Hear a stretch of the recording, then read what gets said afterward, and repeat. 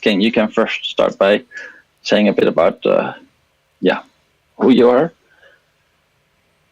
I have a YouTube channel. I've just submitted a philosophy PhD thesis. Haven't yet been awarded it, but that's my background. I don't know. That's me. Cool. You want to tell about your self-perspective? Philosophy? Yeah, sure. Thanks for having us on. My name's Lewis. I run the channel Perspective Philosophy. I focus on topics such as veganism and philosophy, and pretty much specialize in things like ethics. But I love myself a little bit of epistemology and metaphysics and stuff, which I've been doing of late. I also focus on political issues, which is like the Ukraine war, which I'm talking about at the minute. In terms of expertise, I have a bachelor's and a master's in philosophy, and I was doing a PhD until my professor was recently made redundant because of COVID. But alas, I will survive and continue this beautiful philosophical journey that we're all on. So, yeah, that's me. Okay. Okay. Maybe you guys can now say about what lay out your moral realism or anti-realism and say, hey, this is why I feel like moral realism is the right way, or anti-realism. Yeah. Lewis, you want to start? Yeah, sure. So I'm a Hegelian, which means that in terms of understanding the universe, I understand the foundations of metaphysics to be within the individual. I would be described as an absolute idealist. I don't believe that we can have understanding of the world in absolute particular terms. And I think a lot of the problems with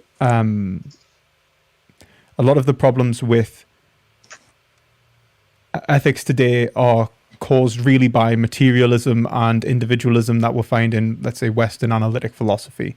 And so I think that idealism, German idealism, solves a lot of these problems. We can, and I'll not give you a rundown or a lecture on German idealism just yet. So yeah. Okay. Yeah. Okay. So I'm an anti-realist. I don't. I mean, you asked us to explain why we hold these positions, and the problem is there isn't a sort of general argument that I have for anti-realism. I have problems with specific forms of realism, and I imagine that some of those forms of realism just aren't going to come up in this conversation. I don't think, for instance, that perspective philosophy is going to defend moral naturalism or something. So I am a naturalist.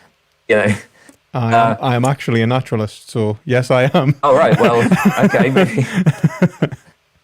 There you go. Maybe I should say the sort of reductive moral naturalism that at least some people defend in the analytic tradition. I don't know. So the thing. So I suppose that's one point. The other point is that I don't really have a specific anti-realist position that I endorse, and the reason for this is that traditionally the way that anti-realism or the way that metaethics has been discussed, at least again in the analytic tradition, is a lot of it's framed in terms of a question about the meaning of moral judgments. So you get this distinction between cognitivism and non-cognitivism, where cognitivists say that moral judgments express propositions, non-cognitivists say that they do not express propositions, but they express states like attitudes or commands or something like that. And so there's this big debate about the meaning of moral judgments, and different anti-realists take different views there. I have a lot of problems with much of that debate, and in fact I would say that to me it's honestly kind of irrelevant. I'm more interested in the question of the metaphysics and epistemology. I'm less interested in questions about nailing down the semantics of moral judgments. So yeah, I don't really know what my position would be. I'm an anti-realist, and that's kind of as much as I can say. And I'm open to people presenting reasons to endorse some sort of realism. And if somebody presents an argument that I find convincing, then I'll change my mind. But at the moment, I'm an anti-realist because I don't find any of them convincing. So hopefully that Yeah, that explains my perspective. that's fair enough. It's like you're almost like it's like kind of like a middle ground, like non-realism rather than necessarily even anti-realism, isn't it? Right? Like I know that I have a friend called Dave who describes himself as a non-realist for that very reason. He's not actually saying that he's not proposing that the negative argument necessarily holds, but rather that he hasn't found a convincing positive argument to also endorse the other side. So he holds a position of indifference. Well, I mean, maybe I should go a little bit. I mean, so I can say that when I use moral judgments, I certainly take myself to just be expressing, my own values. I don't think that they're, true in virtue of stance-independent facts. So, I mean, I wouldn't say that I'm merely agnostic. That would be, I think, that would be a little bit too weak. Oh, you hear that, Dave? I hope you're listening to this. Too weak. No, when you joke. Well, just as a description of my position, like I take a stronger stance. There's nothing wrong. There's nothing wrong with being agnostic. I'm agnostic about a lot of stuff. I completely agree. No, weakness, absolutely. No, no, I get what you're saying. Yeah, like I think. Okay, I guess. I mean, the thing is it makes it difficult to just sort of propose like a whole ethical theory. Like I don't want to just be like, okay, well, this is how I see the world. Do you know what I mean? And then we'll go through it bit by bit, because that seems to, in terms of a discussion, just means I give a lecture and you act as a skeptic, which I think is just boring. Like, if I'm honest, like it wouldn't be as much of a discussion as just a one-sided like exposition of my position and then analysis by you, which I don't know, man. Like that's an interview, not a discussion. So maybe if we just talk about like how you understand, like if maybe just start at baseline, like how do you understand the world? Like what do you think metaphysically is the foundation of just what's your metaphysics? I don't know. Like I said, I'm agnostic about a lot of stuff. I wouldn't say that I have a metaphysical theory of the world. I don't know how to even engage them.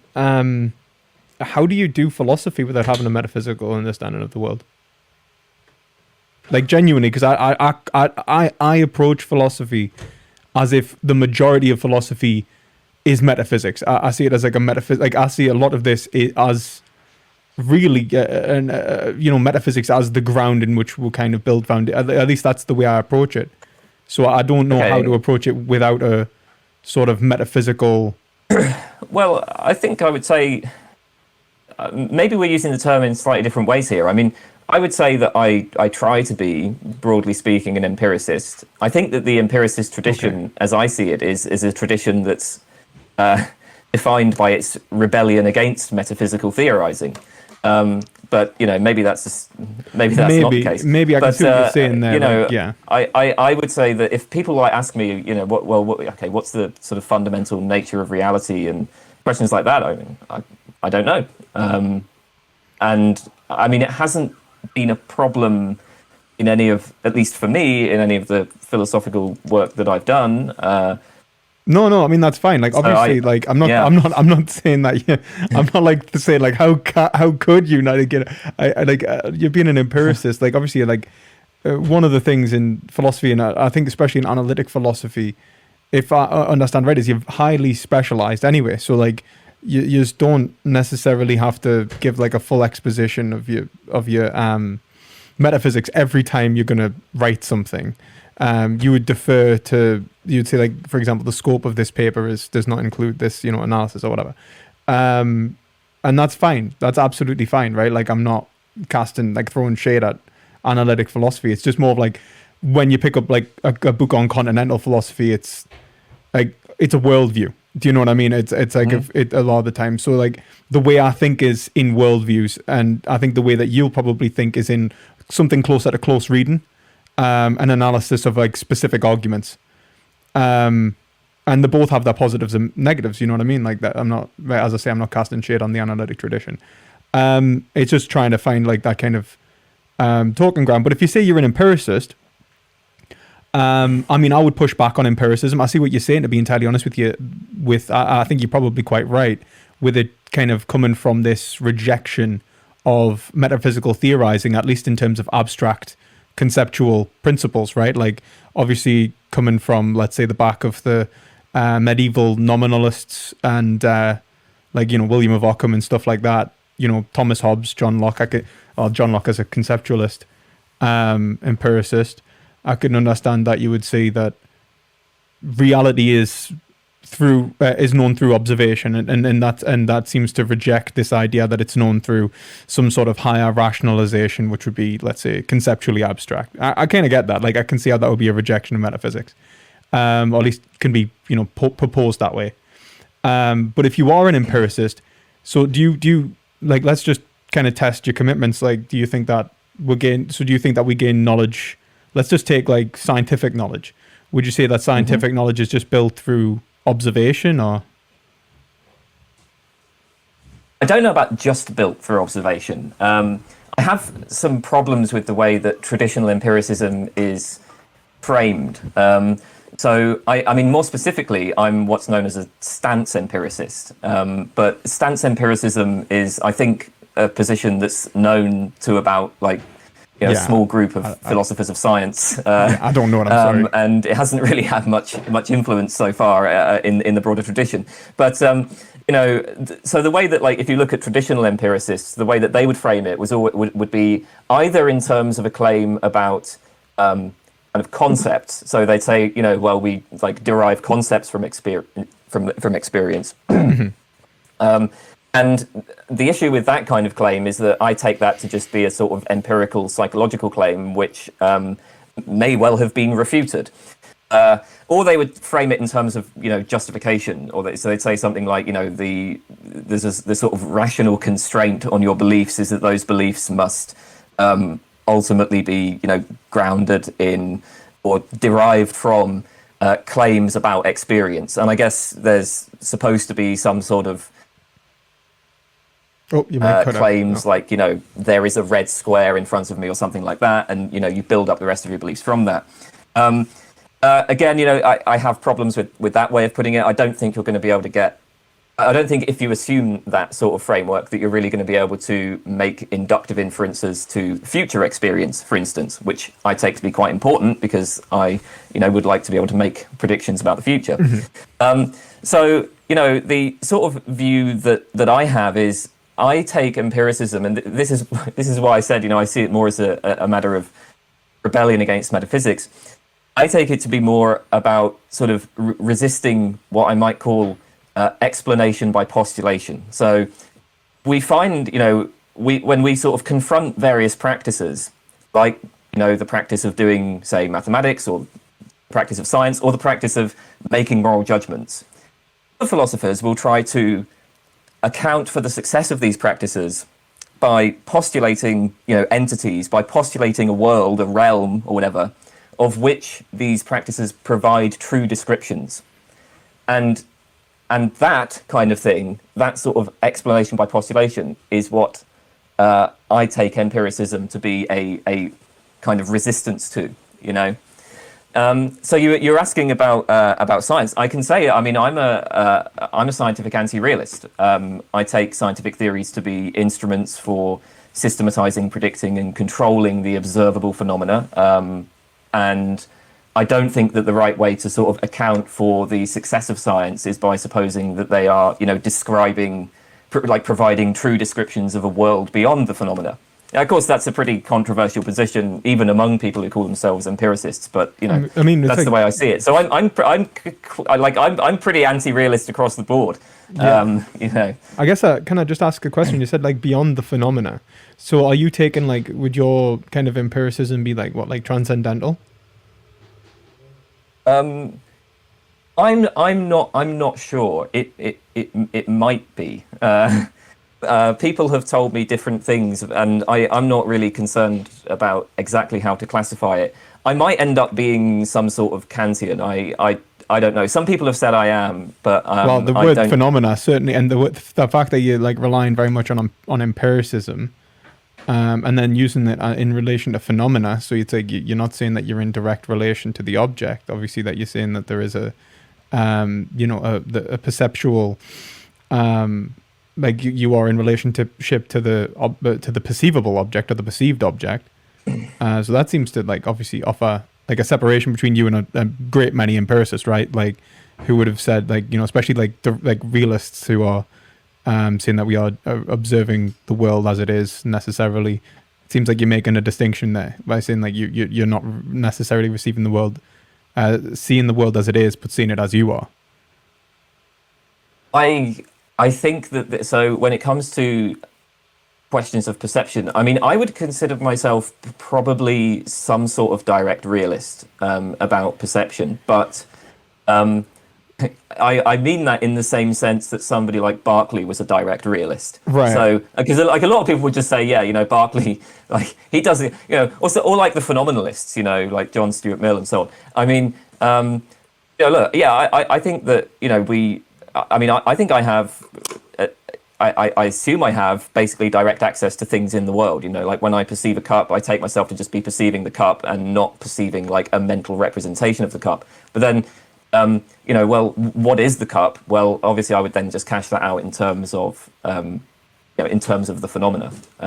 So I think actually that a lot of these debates about like direct versus indirect realism about perception seem to be assuming a kind of materialist or physicalist trait like metaphysics, which if you reject, then you're going to see like those questions a bit differently. I think. So are you saying that, like, just to kind of clarify, you believe that you have a direct awareness of the world, but then you would cash that out in terms of the phenomena? So are you saying that what is real is the phenomena?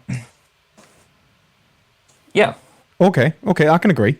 Cool. I would say the same. I think that really aligns well with Hegel. Like a Hegelian stance is basically we are seeing like Kant, like a categorized existence, which is given meaning like through the categories of like things like space and time. Hegel thinks there's more categories than simply space and time. He doesn't necessarily go through them all, but he thinks Kant's done a pretty good job and at least went through quite a few of them. But he would reject this idea of a noumena anyway. There is no noumena. At least what he thinks is that the idea of the noumena, the object in itself, is actually the thing that we are most immediately aware of, because it's that thing from which it is existence itself. It is non-defined existence. Like it's not given any form or category. And so it would be like the Parmenidean is, you know what I mean? It is that which is experienced. You would describe it as here or now as an absolute universal. It's simply the unity of existence. It wouldn't be given like defined shape and form to say that this is this object, this is that object. And in other words, in Kantian terms, it wouldn't be limited, And so he thinks that, like that, in that respect, there isn't this like kind of relationship to reality where you need to come to know the thing in it, or like there is this gap between the thing that you can know and the thing in itself. The thing in itself is the thing you are engaging with, but the thing in itself is not given a defined or what's the word, determinate form, limited form. And so it's self-evident. It's actually really, knowledge of it's the most basic thing for Hegel.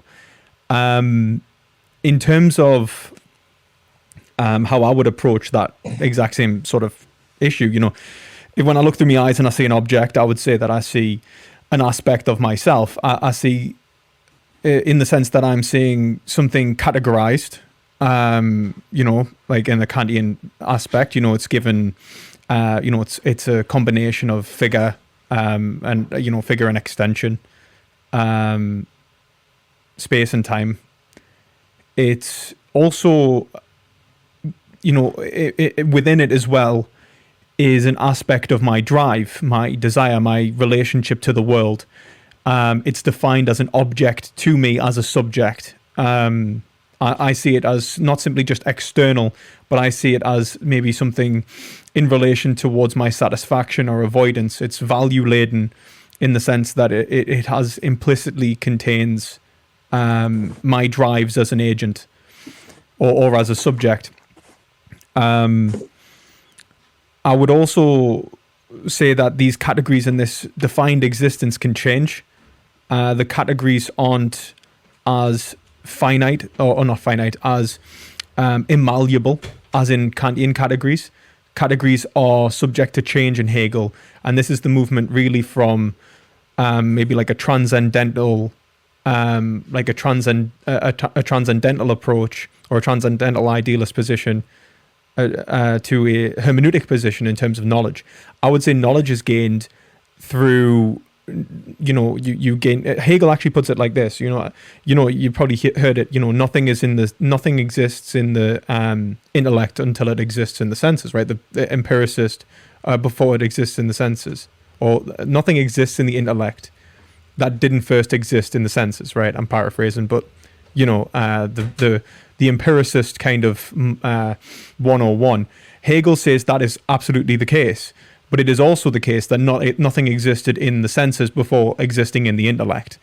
And what Hegel's pointing out is that the way in which we categorize the world and define it, let's say in linguistic terms, in conceptual terms, is the world we live in. I'm actually engaging with an externalized concept, which is myself, and that exists as an object. So to say that, for example, concepts are obtained from an external reality, Hegel would say yes, they are, but they've already been projected onto that reality to then be acclimated and reflected upon. So it's an understanding that what we are engaging with in terms of, and this is really important in terms of language, actually, in terms of communication with other beings. Once we have a communicative format which allows us to recategorize the world, then we're given power to understand ourselves as we are, which would have otherwise been alien to us. And that's the power of language. It's a form of equipment which allows us to essentially modify ourselves and augment ourselves in order to gain knowledge. And this is a hermeneutic analysis, right? It's continuous.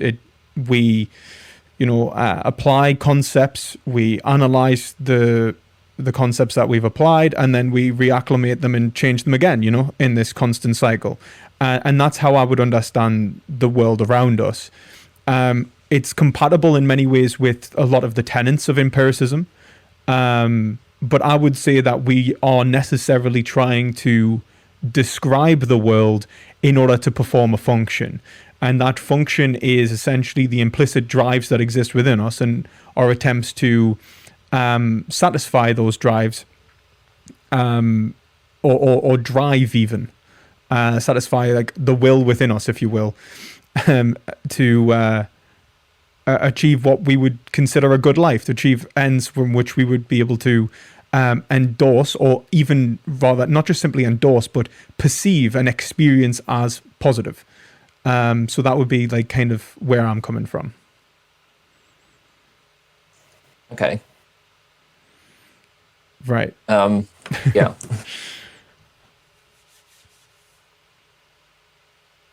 I'm not really sure what to say about that.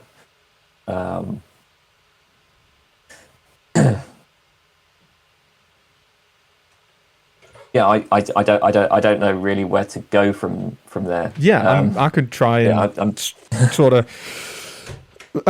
maybe add some more direction. I think. I don't know how. I mean, okay, so let me explain like the sort of thing that I'm thinking at the moment. I remember, when we had a conversation before, we ended up spending like hours talking about stuff that I think in the end maybe wasn't that sort of relevant to the fundamental disagreement. Because we were going to talk about realism versus anti-realism.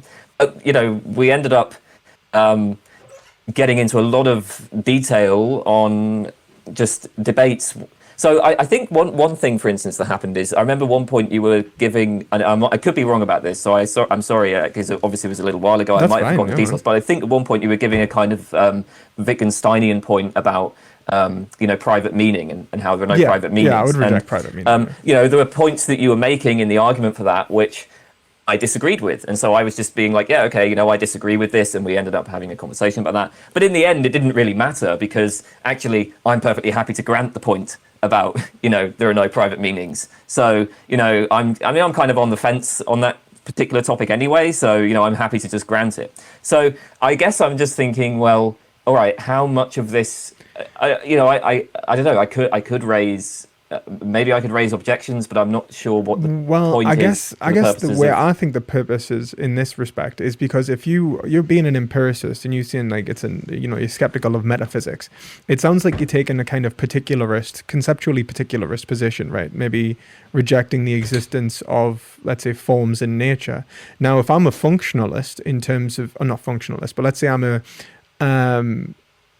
I take like almost an Aristotelian approach to the notion of good, right? Like it's defined by its function.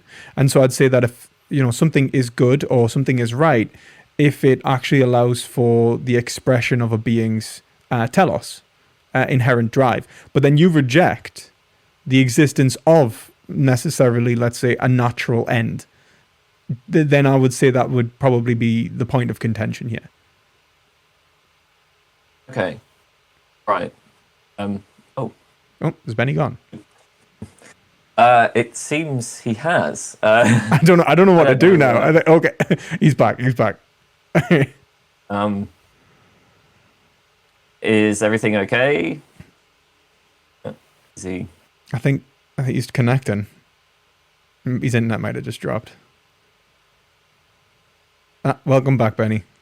Yeah, sure. No, my internet just dropped, but I'm back. Okay. Sorry, Okay. you're saying, Kane?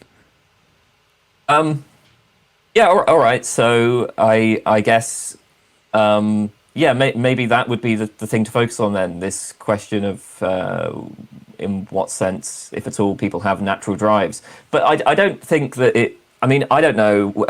With respect to like the metaphysical thing, I don't know. I feel like I could, I could just grant that there are like abstract objects, for instance, and you're not going to get me to agree just because I grant that there are abstract objects that that people have a natural end or natural drive, or however it was put. So, and I mean, I was an anti-realist even before I was an empiricist. So, I don't know how much really rests on like my endorsement of empiricism specifically. Right. I mean, I guess like what I would say is like, it's kind of hard to structure this. This is one of the things I think was struggled to do last time in many ways, is to structure this. I think that, well, basically, I would argue that there are natural ends rather than like natural drives, in the sense like saying like, for example, like, like someone has a natural sex drive or a natural drive, let's say, like to eat or to have shelter or something like that. You know what I mean? The atypical, like kind of evolutionarily, because I think a lot of analytics when the naturalists take a very evolutionary approach. If I'm correct, I'm not doing that. Don't get me wrong; it's totally compatible. I think my position's compatible with evolution, like absolutely. And I endorse evolution, but I'm not being like a Darwinian or something about this. But I guess basically the point I'm going to make is that there is a substance that I would say that we all share. I would describe it as a substance, and that substance contains a natural end, as in like there is a notion of completion in which it would satisfy its natural, I don't want to say narrative, but it's not. It satisfy the conditions of itself, basically. Like kind of like if we were to put this in like Aristotelian terms, he would describe this as dunamis. I think if I'm probably butchering the Greek, but it means like in terms of completion. So if a seed has the natural capacity, he would say, to become a tree, and it can only be understood in and of itself in relation to its capacity to become a tree, and whether it actually does or does not become a tree. And then would say it's a good or a bad seed in relation to that function.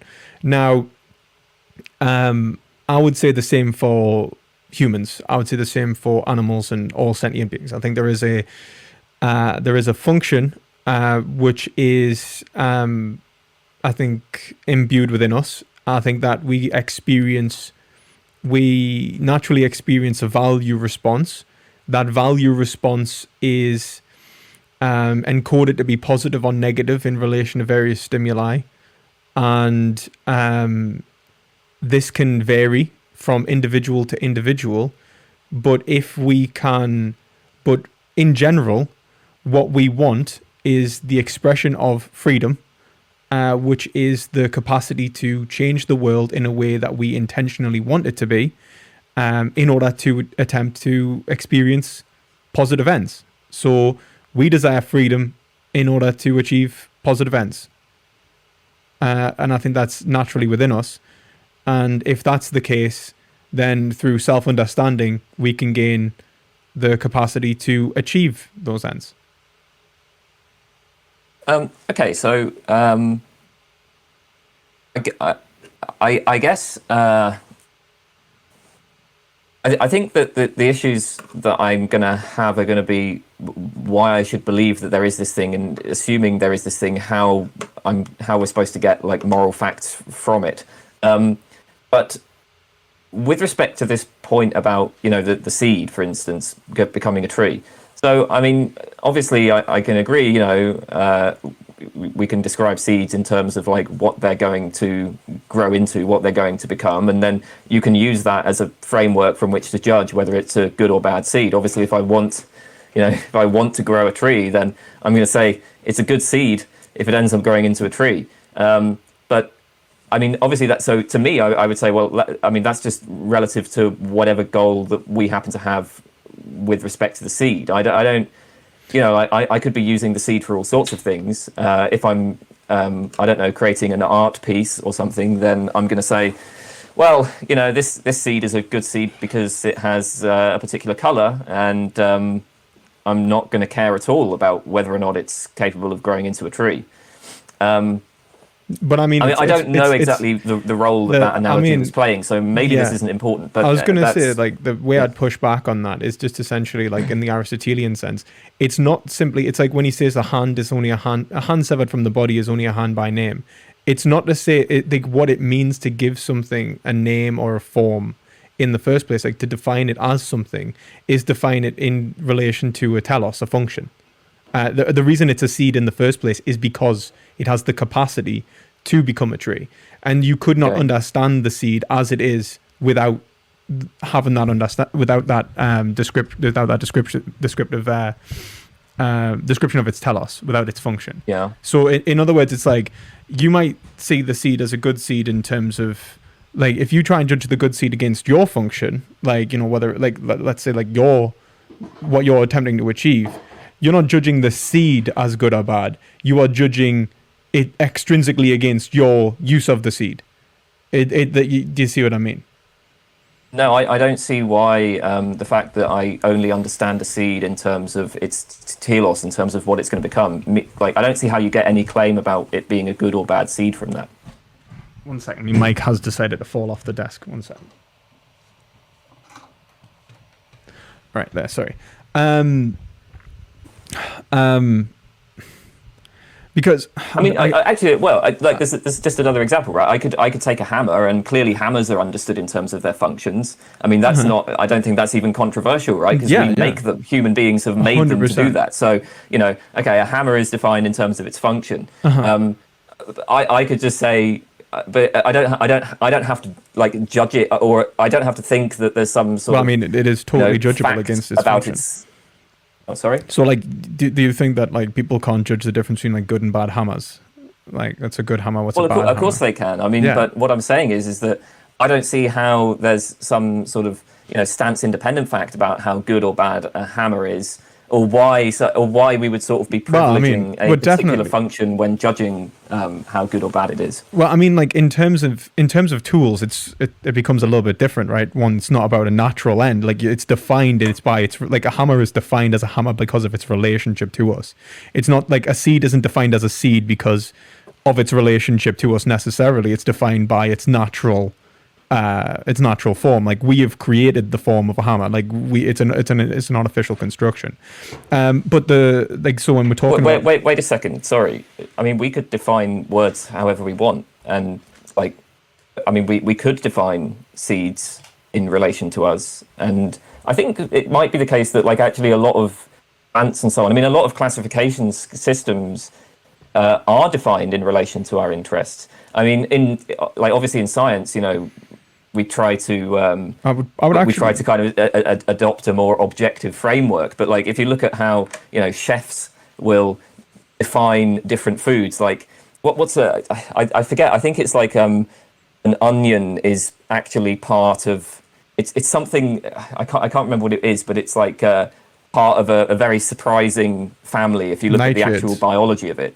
But you don't use that classification system in cooking or whatever. Yeah, but that's just a matter of how we use words. We could use them however we want. I think onions are nightshades. I think that's the I think you're right. Like they are kind of strange. Like you're right. Like obviously like different, and even like Aristotle points this out, man. Like different fields describe things in different ways in relation to the topic that they're undertaken. So like what we have is essentially different modes of analysis. Now I would agree. But when we're talking about, let's say, a seed in and of itself, all I was trying to do is make the distinction between our description of the function of a seed, which is in terms of its natural function, versus an extrinsic function in relation to the way in which we're engaged in it. I'm not even saying that both aren't correct. They are both correct. You can judge both as being good or bad. Like that's not a problem. They can simultaneously exist. So for example, a sunflower seed, I can define that as very tasty, or, I can define it as also having the capacity to grow into a sunflower. What's a good sunflower seed? Well, it's one that's tasty, or is it one that grows into a good sunflower? Because they might not be the same thing. So I do understand what you're saying.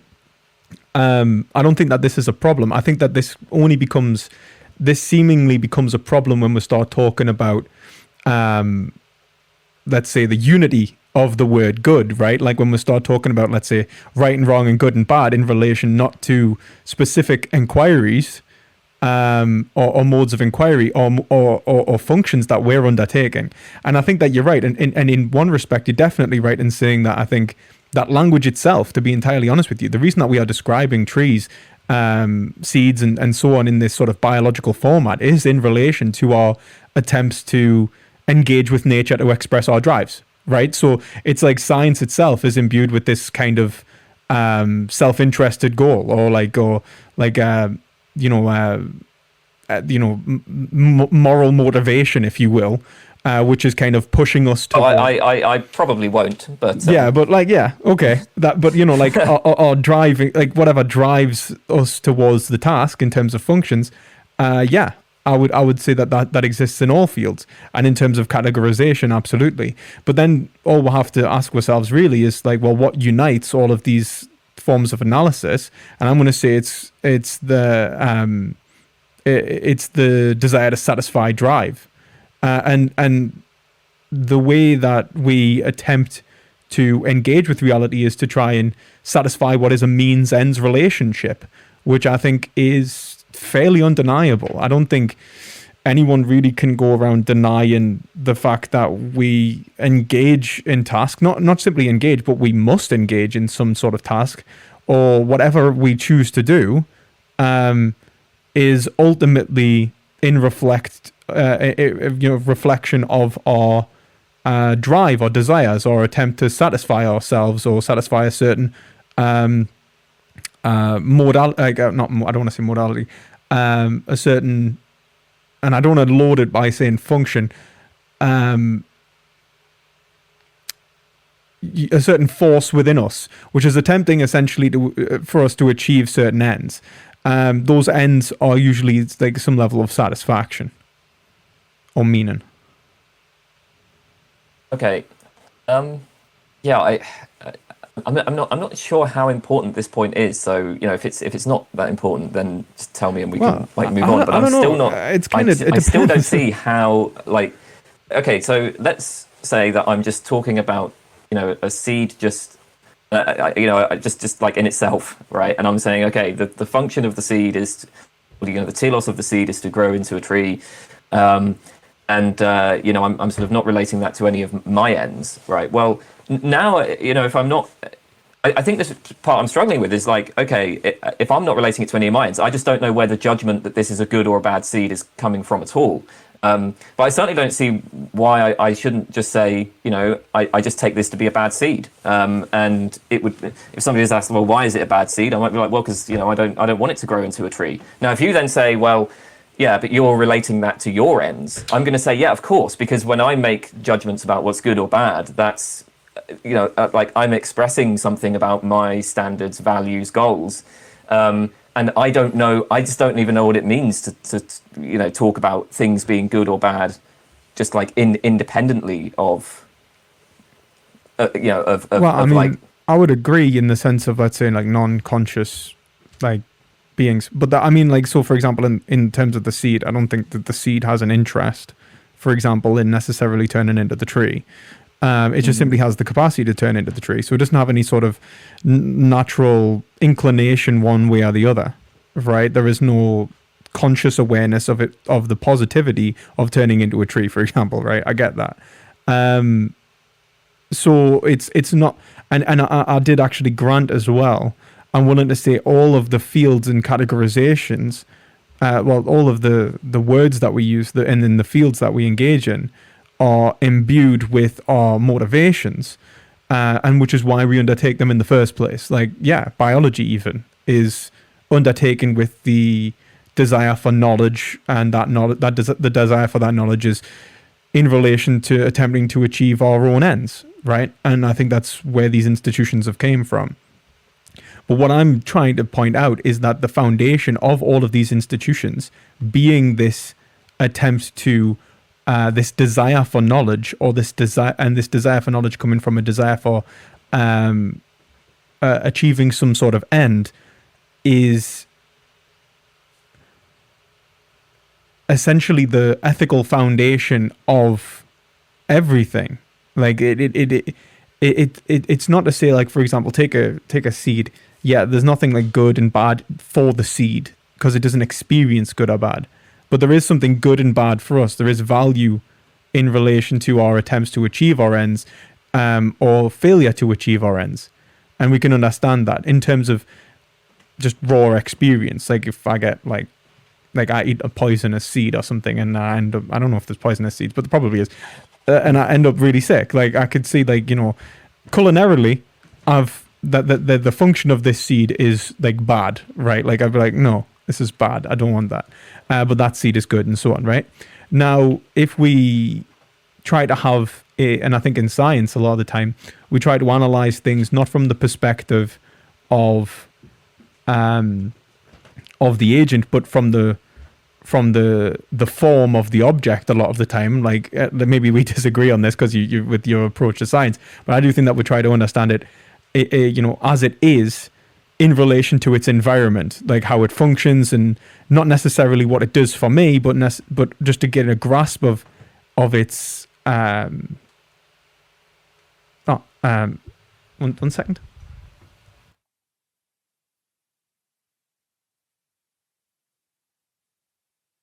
Sorry, someone asked us for a cable. Basically, so in relation to the thing as it appears to us, we try to understand its position in nature, and moreover, we try to understand nature itself. And it's an attempt to understand the environment around us, which has its purpose in relation to our attempts to self-satisfy. Now, there's two things to say, I guess, really, which is the only things that can be, I would argue, could be, inherently, like, as in have a natural telos in terms of, like, genuinely, in terms of ethics, like an ethical telos naturally, is in relation to consciousness. And then and then everything is extrinsic to consciousness, since consciousness is, I would say, the foundation of reality. The separation between object and subject is a means-ends relationship, an attempt to satisfy a drive. I'd say that all our categorizations of the world, our conceptualizations of the world, are built from our attempts to self-satisfy. And there is a observable correctness in how we in our experiences, as in we can actually acclimate. I don't want to say empirically, but somewhat empirically experience what we can experience, positive or negative, from which then we can empirically analyze, and that gives us an indication of whether we have or have not achieved our ends. And I think that we can do this in relation to our ends as well, in terms of what we've perceived to be our ends. Often I think we make mistakes in terms of how we've analyzed the world around us and ourselves, and categorized ourselves and our drives. And I think that this is, or drive even, and I think that if we categorize the world correctly, and we try to categorize the world correctly, we would find that there is an objectively correct way to satisfy our drives. Okay, so I think that I can agree with at least some of this. So I'll the point about there being better or worse ways. So what I would say is look, people have various ends, and there are going to be more or less efficient ways of achieving those ends, and I'm certainly fine with that. So I can imagine somebody who just really enjoys imposing loads of suffering on other people. There are better and worse ways of achieving the end of imposing suffering on other people. So like maybe she goes out and she starts to verbally abuse, she comes across me and she starts to verbally abuse me, right? With the aim of trying to impose suffering on me. Well, it's probably not going to be that successful, because like random strangers being mean to me just isn't something that bothers me that much. So, okay, I can sort of judge and like make a a judgment about about how well she has done in terms of achieving that particular end. So I agree with that. I also agree that people can kind of criticize their own ends, or can reflect on their own ends. So we can imagine, again, this person who she perhaps conceives of herself as desiring to impose as much suffering as possible on other people. But maybe, on reflection, she then realizes actually there are other things that she wants as well. Like maybe she does value positive interactions with at least some people sometimes. So she decides, what, I will impose suffering on like these people, but not these people. And maybe that's a better way of satisfying her desires. So, okay, I think I'm on board with at least that much. But kind of halfway, I guess, in some respects. Yeah. I don't think any, so what I've said so far is something that I don't think any anti-realist is likely to disagree with, right? No, I don't think so either. Yeah. I guess there would be things like I'd sort of point out is just in terms of our understanding of the world, I think, and what we are. I don't think that the world is like, so for example, with you coming from an empiricist basis, you probably understand the foundation of the world to be finite particulars, I don't. I understand it to be a universal, object, like a single universal being. I'll just take it as being itself, and I take being itself to be ideal, like mind. And so I think that there is a few things. So when that person's been verbally abusive to you, Kane, hopefully this doesn't happen. It very well may be that she's unsuccessful. In the sense that, and she goes away and she reflects and thinks about how to refine her tactics, and she maybe picks someone who she thinks is more vulnerable, right? She may be like, okay, I'm gonna go and be a dick to like school kids now, and she starts like knocking lollipops out of babies' hands and stuff like that. You know what I mean? Like she's like, haha, fucking cracked the code. Like I get it. So that would be a point of reflection in terms of our function. And it would be, it would be in reflection to her specific function, at least as she perceives it. My point is that I think. Sorry, I'm just sorry to stop you, but I'm not sure why it would require her to reflect on anything about her function. Why couldn't she just reflect on her desires? So like, I have, say, like I could No, just have the desire to, impose suffering, or I could have the desire to, I just be mean the kind means to people and and interact positively and so on. Because it's like it depends on how you define it. I mean, I would define a function as essentially quite akin to a means ends relationship, right? Like it's essentially the attempt to satisfy some sort of end. And so like you do an action in order to achieve an end. So like when you talk about desires, I don't think you can talk about it in a term that's not means ends orientated. If you have a desire for something, you have the desire to actualize a world, to make real a world. So I guess that's where I would respond to that. But as well, like in terms of like when she's reflecting on that, I would say like, yeah, she can reflect upon whether she's actually managing to actualize that world, right? Is she making children cry, or is she producing suffering? But you can also reflect on whether it's what she should want or what she does actually want, or whether she's simply sublimating a drive or maybe not so much sublimating, but essentially conditioning our drive in a way which is allowing a reprieve of another psychological issue. For example, let's say she's traumatized as a child or something like that, and it's actually, let's say, and she, our desires have been like our psyche's been structured as to have a desire for rule breaking or something like that, and breaching boundaries. Like she's narcissistically inclined, and she's understands herself in this way. I would say that like the way I would push back on this person is I think that she doesn't understand herself properly. I don't think that it is that, like, I don't think that you can understand your drives independent from others, either metaphysically or empiric or epistemologically, separate, as in to be a particular agent, absolutely individuated, and for it to make sense.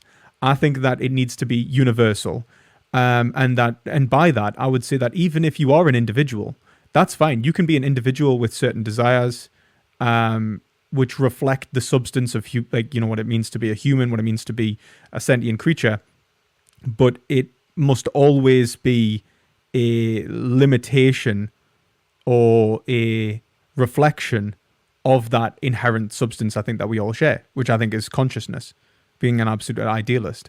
So I think that when she thinks, she's achieving something, positive, and she's making judgments, the way that she's making these judgments is with universal concepts.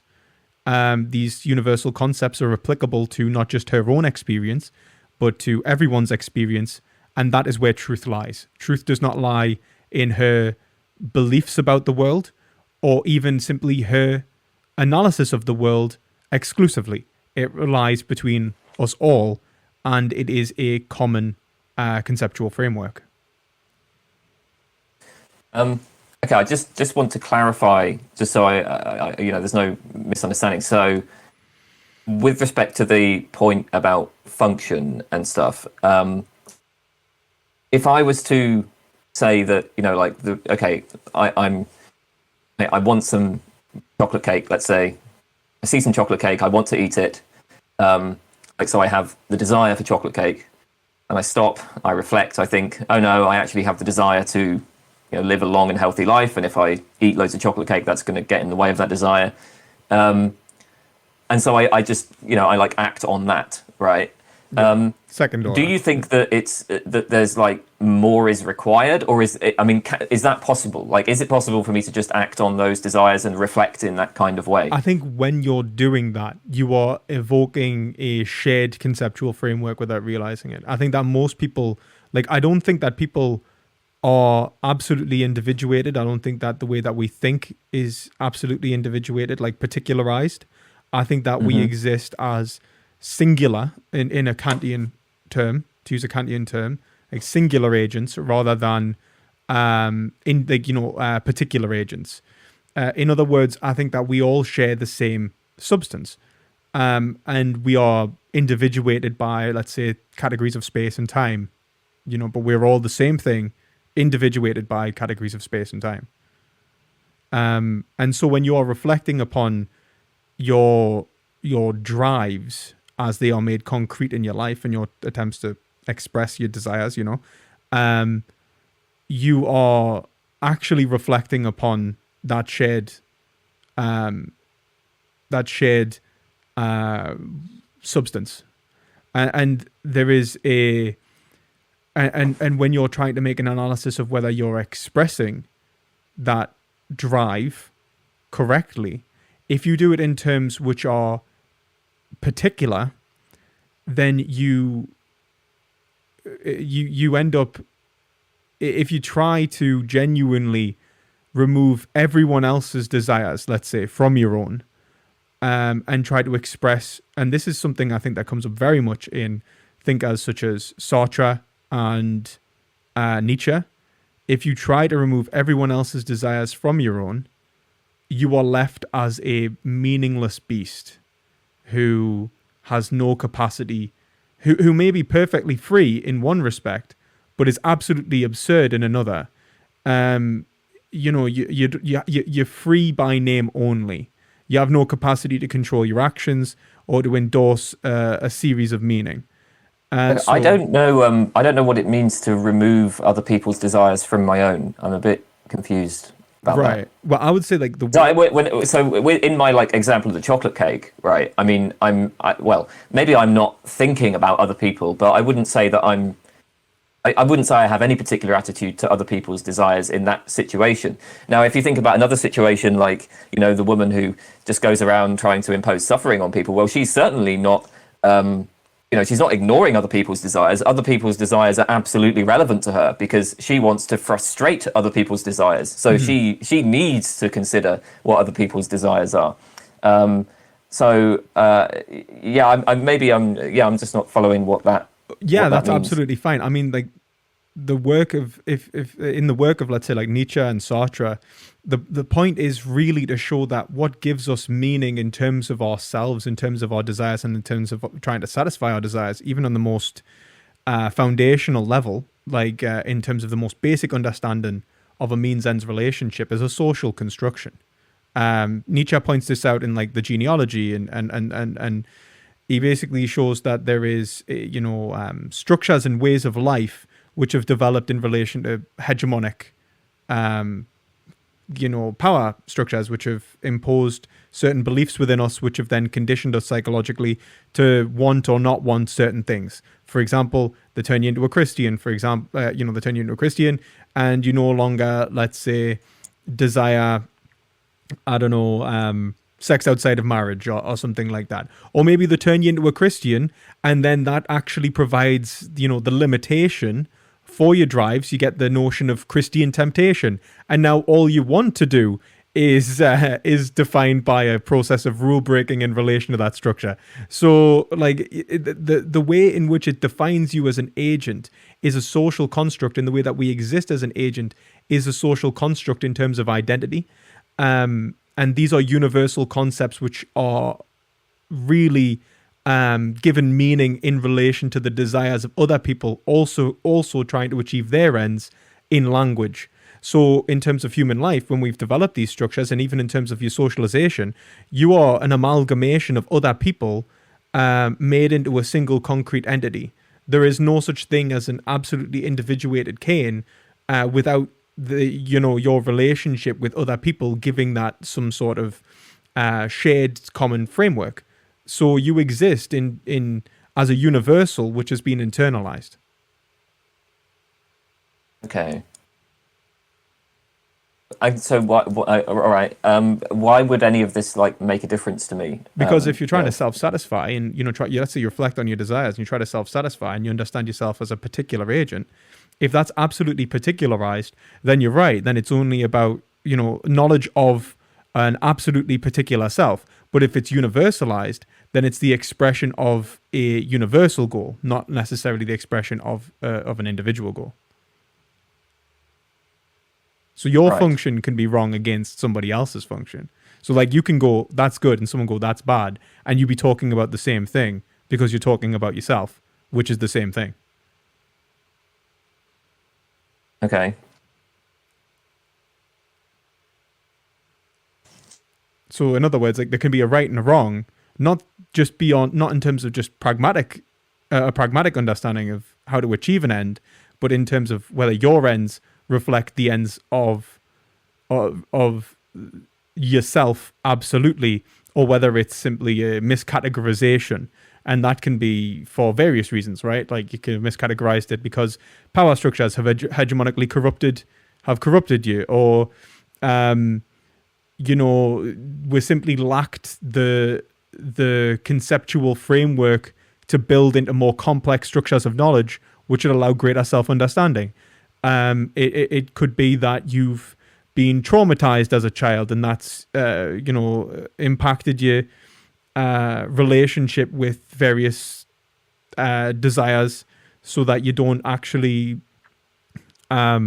understand yourself in the world around you in a way which can lead to not a meaningful life, but maybe a more satisfying life, and things like that. And this is why I would say, and in many ways I would say, that this way of thinking is necessary for many therapeutic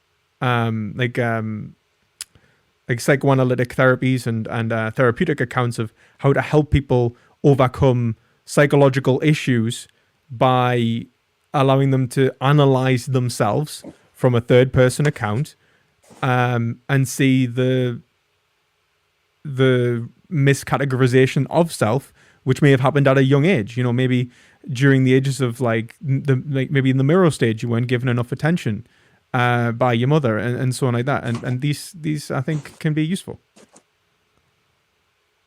Okay, yeah. I'm honestly, I just don't know what this has to do with like moral realism or anti-realism.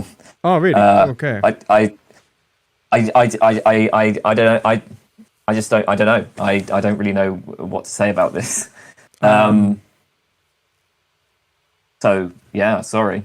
Yeah, I mean, I don't know. I don't know what to say. I mean, Benny, do you have any way of mediating this? I don't know. Like,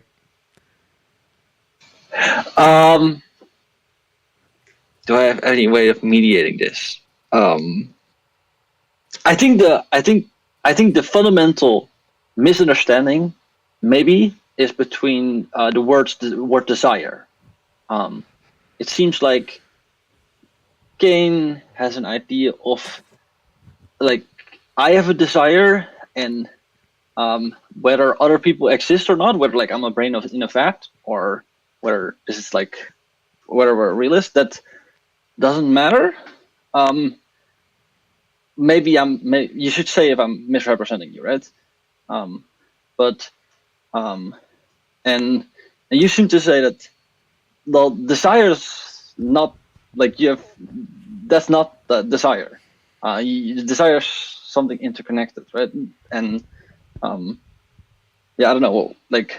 Well, this is actually why I thought the conversation needs to happen on metaphysics, because I think when you approach this, like Kane, you consistently kind of come from the first person point of view in the attempt to self-satisfy, and like in terms of, let's say, a goal-orientated structure, in the sense like, woman tries to cause pain, kind of thing, and it comes down to what you think that woman is, and what you think that our goal is, what our goal is in relation to her. Like, is it a reflection of our desire as it is, or is it a reflection of our desire as she thinks it is?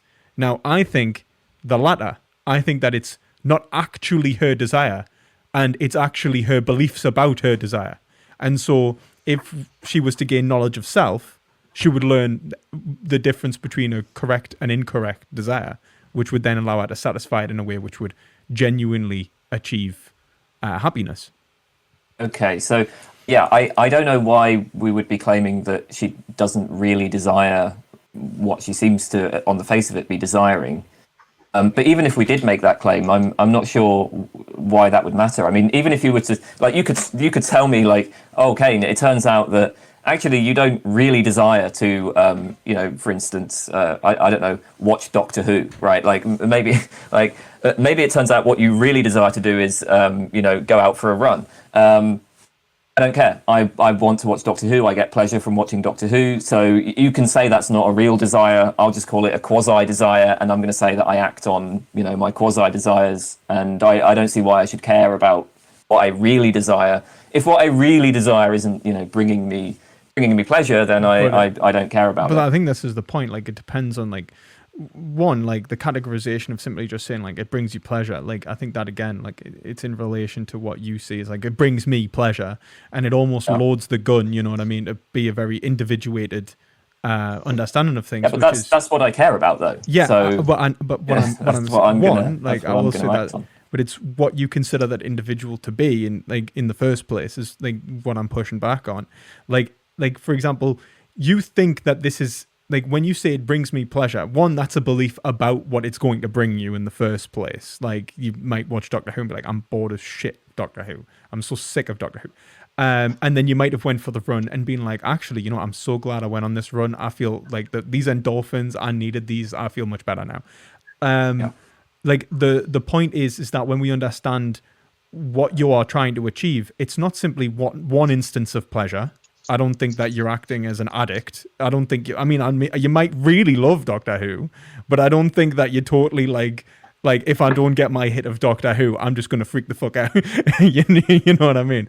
And I think that it's, so when you're acting, you're actually positing a means ends relationship. You're trying to achieve, you're trying to achieve a world in which you feel positivity. And you think that Doctor Who is going to achieve that for you. What I'm saying is that individuals can be not only wrong about that, but can be wrong in relation to whether they should be achieving their own ends individually, as in like self-satisfaction alone is the foundation. Well, rather like, are they as particular agents? Is their self-satisfaction what it means to be good, and or to have a meaningful and positive existence? I think that when we talk about people in terms of absolute particular terms, like if I talk about just your particularized desire, and we talk about what you really want, and we were to analyze that, I think that the more we analyze that and we try to work out what you want in terms of simply understanding you as as a particular agent, I think is going to bottom out in a meaninglessness. And that's why I brought up Sartre and Nietzsche. I think the more that you try to self-satisfy, you are going to find out it turns into meaninglessness. And in I don't care if it's. I don't think of life in terms of like meaning or meaningfulness. Anyway, that's you really won't know whether you're concerns me. actually achieving your goal or not. Like, I mean, meaningless, literally. I mean, you won't. My goal is just to have sort of pleasure and positive experiences, not just for myself but also for other people as well. And I think it's pretty straightforward to tell whether or not things are achieving that. No, but that's the belief that I'm pushing back on. Why do you think it's straightforward to tell? So, okay, I can get some chocolate cake in front of me and eat it, and I get a pleasant taste from that. I can maybe go for a run, and I can feel negative at the time, but then maybe afterwards I feel good. So I can sort of think, okay, weighing that up, it's worth it. And I want to live a long time, and there's pretty good evidence that if people exercise, they live longer than people who don't exercise. Okay, so let's take that. Putting aside things like the problem of induction, obviously, but what problem of induction? I don't know what you're talking about. Sorry. I mean, like, I don't like. I guess the problem of induction, I imagine, is more of an issue for your side of things than mine. Anyway, like in terms of like, I don't really think it's a problem. I wasn't attributing it to you. I'm saying like, I'm just acknowledging. No, I know. When we look at evidence of how things have happened in the past, I'm just saying, because I've said I'm an empiricist, I should, point out like, yes, I'm aware of this problem. Yeah, but you seem to go Kantian, so I was hoping that you would just like, sidestep it anyway. No. I said a lot of people have told me I am, but I don't know about that. Oh, well, that's exactly basically what I'm going to point out. I'm going to say like, how can you associate with like, like whether it's going to lead to a positive future experience, whether it's whether the experience in reflection was positive, the relations of ideas and how they actually obtain reality. I'm going to say that in terms of the self, your understanding of self as an individual who will enjoy chocolate cake comes from a notion of psychological continuity. It also comes from a notion of self-association with others. For example, you might enjoy chocolate cake, but you might also know that eating too much chocolate cake causes you to have immediately digestive issues, but then long-term health effects because of self-association with other people who have those long-term health effects. You can see that you share a common substance, at least in some respects, in terms of having the physical form of being a human and all that. You can also then make points of, and even just your categorization of what's pleasurable, what's unpleasurable, what's positive and negative.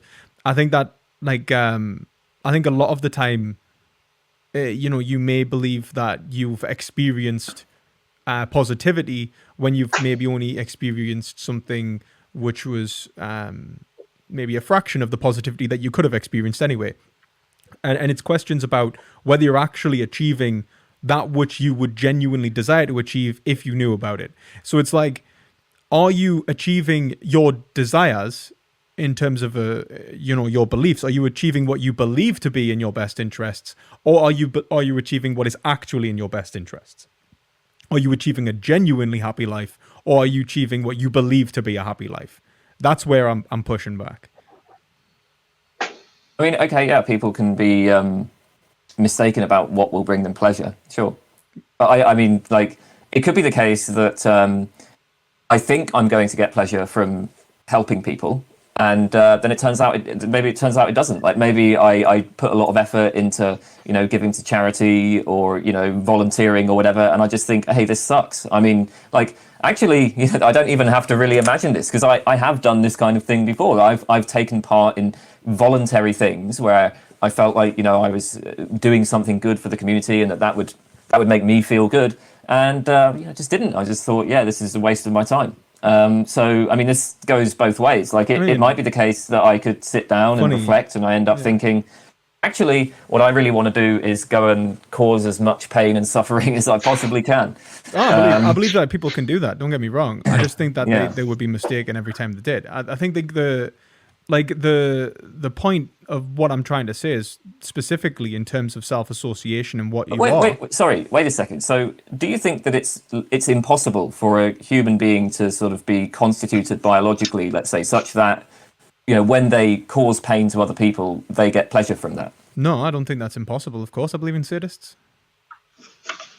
Okay, so why would they be mistaken then? I mean, if somebody says, this is what's going to... Because I don't think that this is what's going to bring me pleasure. I don't think what the individual is defined by their current categorizations of the world. Like, I mean, in terms of psychological continuity, I think it would be really difficult to say it was. Like, so... how does this... We don't even have to talk about it from their perspective. I could just do it from my perspective. So I could just say, like, we as a community could just say, oh, yeah, this person who's a member of our community, this person really likes imposing suffering on other people. They love it. And that's what makes them better off. So... we better be careful of them, it wouldn't necessarily just be the individuals saying that. You can see that they enjoy it, they obtain pleasure, but like it's kind of like, have you ever read Plato's Gorgias? Don't think so. Okay, in Gorgias he asks they basically raise the question of like whether pleasure is the foundation of like good and bad, and Plato pushes back and he says, how could pleasure be that which is good or bad?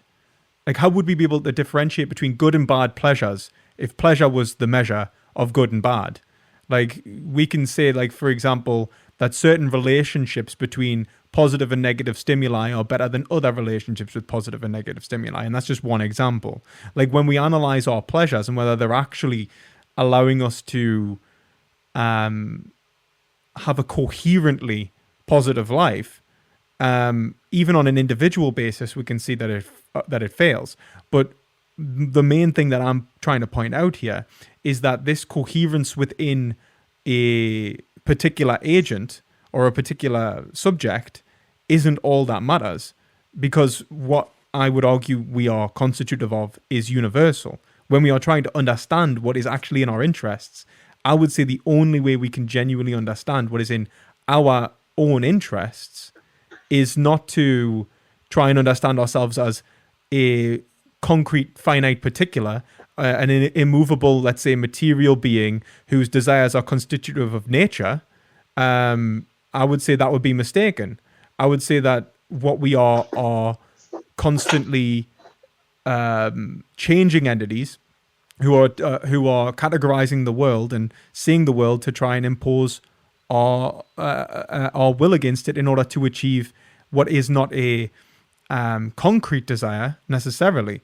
It's not something that's made, like, I don't think that anyone is necessarily made like so that biologically, like the way that you describe an individual, I wouldn't describe an individual in this way at all. Like, I wouldn't say that an individual is biologically a serial killer or something like that, or biologically inclined to have a good life as a serial killer. I think that's mistaken, because I think materialism's mistaken. I think that the way that we should understand that individual is hermeneutically. They may have sadistic desires now. When they reflect upon them, they need to question whether those desires are correct. Now, they are the particular concrete instancing of those desires. The foundation of those desires, the universal, is subjectivity itself. So it's hermeneutically, it's an analysis between the individual and the collective substance which exists within us. You know, it's not something that you would find, let's say, an individual reflects and places its desires against what it felt yesterday and what it felt what it may feel tomorrow. I think there's two problems with that. One, why are you assuming the psychological continuity of the agent if you're particularizing in this way in the first place? Like, why would we not just assume that, like, well, this person who exists in my body at this point in time, let's say this electrical energy that exists in my brain, won't die out in, a matter of seconds even, and then be replaced with another subject who has a different motivational structure. So why am I attempting, and the more we boil down consciousness to a finite particular level, I mean, we can maybe, I think Galen Strawson, I think says 24 seconds for neurological energy to, like, essentially disperse in our brain. So, like, when we're talking about, like, the self, and we're talking about psychological continuity, like, and we're talking about what is in my interests in the first place, I'm already assuming a consistent substance which is moving through this being that I exist in. I'm not simply 24 seconds of neurological energy. I am a continuous psychological entity, and I think that this needs to be assumed anyway. So when I understand myself in this respect, I'm not sort of heavily. I can't be absolutely particularized, and my analysis of my desires, if it was particularized, would lead to absurdity. As Aristotle says, accidents, we can't have any knowledge of accidents. So, like, what we would see is that our desires and our happiness would become absurd and accidental, and we would just have to, go with the flow. Maybe I would actually like being burnt alive. Maybe I wouldn't. I can never know. And these are the kind of, issues that I think arise from a very particularized position. On the other hand, if we take a universalized position, my understanding of self is in substance. There is a form for me to know. There is something that I can gain knowledge of, which would allow me to actualize my desires in a way that would genuinely bring me some level of completeness, and completeness in the sense of, actually achieving the ends that I would like to achieve. And I would say that the only way that we can understand that is in universal terms. And universal terms include not simply my individual consciousness, but consciousness itself. All right. I just want to clarify a couple of things about my position. First of all, you mentioned Georgius and the reduction of pleasure to goodness. That's not my position. I don't claim that, like, goodness is pleasure or anything like that. I mean, I'm an anti-realist about this. So, certainly that's not my position.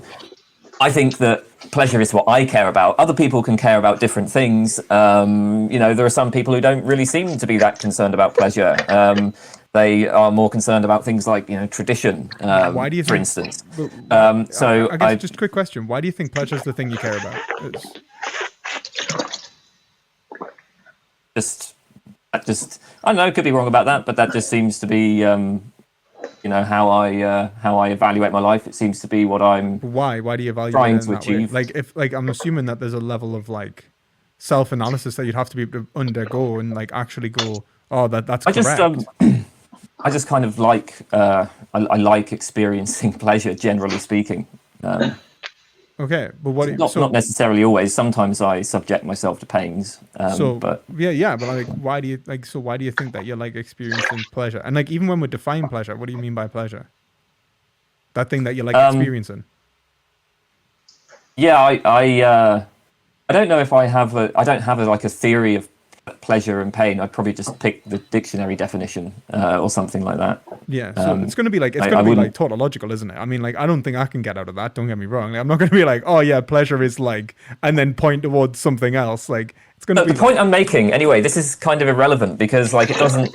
The point I'm making, I just wanted to clarify that my position is not that goodness is pleasure, right? So there are people who will, value other things, and I wouldn't make the claim that like they are incorrect. I mean, obviously, I'm an anti-realist about this, so I don't think there is a correct or incorrect here. When I've been talking about pleasure, it's just because that seems to be what I care about. But that doesn't fundamentally matter to any point I'm making because obviously I'm just describing myself there. Other people will value different things. It may be the case that conceiving of ourselves in terms of pleasure and pain is, in the end, not particularly useful. I guess like maybe the eliminative materialists are right or something like that. But I think the other point I want to make, yeah. just to clarify my position, with respect to questions about like the continuity of the self over time and so on, I think I'm basically just a sort of pragmatist about that. And in fact, I am with respect to classification in general. I think we can, carve up the world in lots of different ways, and yeah, but there are lots of different purposes we might have in doing that. I don't see there being, some sort of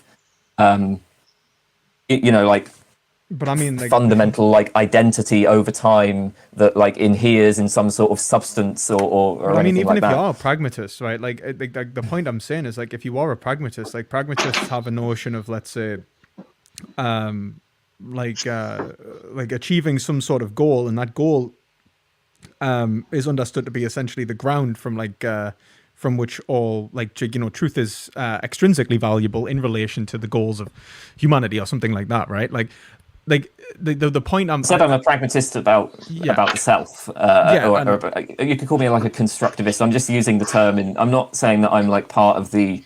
It's hard to boil you down to something, isn't it? You like really hate just taking a bloody position. Sorry? I'm saying it's hard to boil you down to a single position because every time you get to it, you're like, oh well, yeah. I mean, I'm not that though. I told you what my position was. I said, I'm an empiricist. I know you said that. Specifically, a stance empiricist. I know. And I'm telling you what my position on the self is as well. I know. I'm saying that it is a kind of pragmatist or constructivist position. Yeah, so I think fair enough. I can elaborate on that a little bit more. That's the sort of line that I take on classification in general. Yeah, I was just laughing just because obviously obviously I understand what it's like. I'm not even saying that you're wrong in doing that. I'm just saying obviously you're not saying you're not rocking up the conversation I hold this position, this position, this position. It's kind of I think this is you hold different things from different theories, which is fine, right? Whatever works. But anyway, it's sort of irrelevant. But the point of contention I was trying to push on there, which I think you said that you didn't understand why it was important, was you said basically that you find pleasure valuable. I asked why you think that, and you said that you didn't think that it matters, but that's what you believe to be your goal. Well, this is the point. You believe it to be your goal, and those beliefs are the beliefs that I'm challenging. What are those what goals do you have, and why do you believe that you have them? It's the meta-analysis of that goal and that I think is important, and whether your belief system around that goal can be said to be correct on an individual perspective. It's the same thing when you said people can have all sorts of values and goals from which they're trying to achieve. Well, absolutely. We know that people can have a variety of different goals and values. But whether those goals and values are correct or whether they are correct about those goals and values is a separate question. And that's the question that I care about answering. Because when you say like, okay, one person wants one thing, one person wants another, well, yeah, but why do they want them and why should they want them? And these are the questions that I think are important to ask ourselves. And then, sorry, just to clarify, is your claim a claim about what goals are correct and incorrect, or is it a claim about what goals we actually have? Because I mean, obviously, those are both. I mean, maybe you're making both claims, but I mean, those are two different things. Yeah, both. Because it's hermeneutic, I think a lot of the time the goals that we actually have are usually imperfect attempts to sublimate our drives. You know, like it's that we have a drive and we are sublimating it and making sense of it in a way to attempt to achieve an end. But that drive isn't that drive can only be defined in terms which are given this sort of individuality, right? We can only understand it in terms of like I want X and kind of concrete terms. But it just because that's how we categorize it doesn't mean that's how it actually is. And how we if we accurately categorize it and we accurately sublimate our drives in a way that genuinely reflects what we are, then I think that we have a harmony basically between what we believe our desires to be and what our desires actually are. Right. So can I ask you a question, Lewis? Yeah. You sorry, say that while you do this, I'm just going to go to the toilet. okay, sure. Why you say it's important to like find out your like real desire, the universal, because otherwise, if you only look at particulars and satisfy your particulars, you fall into this like meaningless of Sartre and Nietzsche, right? Mm-hmm. Okay, so do you think that people like intrinsically care about this meaninglessness, like that they find that are bad experiences, or do you think we should care about that? I think that we intrinsically care about it. I think that even without knowing, I think that just by attempting to achieve a contingent end, we have endorsed a series of meaning. And so if that series of meaning was incorrect, then we couldn't have endorsed it. And so we are actively endorsing different modes of life and different ways of engaging with the world implicitly all the time at the very point of action. And it's at this point of action that our freedom can be, denied or made manifest. And I think often it's denied not by, let's say, like being constrained like by others or by, anything, like by a material deficit, but by our understanding of the world. Like a lot of the time we are slaves to ignorance or slaves to the will of others, which cause us to be ignorant about ourselves and so on. So I would say that we have a necessarily in what we are have a desire for freedom. So yeah. Okay. What is a series of meaning? A series of meaning would just be essentially, I would describe as just a way to accurately portray the world in as such to create allow us to express our will to either create, actualize one world or another world, which may reflect our positive experiences or desires for positive experiences or the positive experiences of another or, the removal of negative experiences and so on like that. Okay. And we should care about these series of meaning. Well, we do care about them. I'd say that we do care. I'd say that we necessarily care about meaning. I would say that, I think Aristotle put it as, all men desire to know.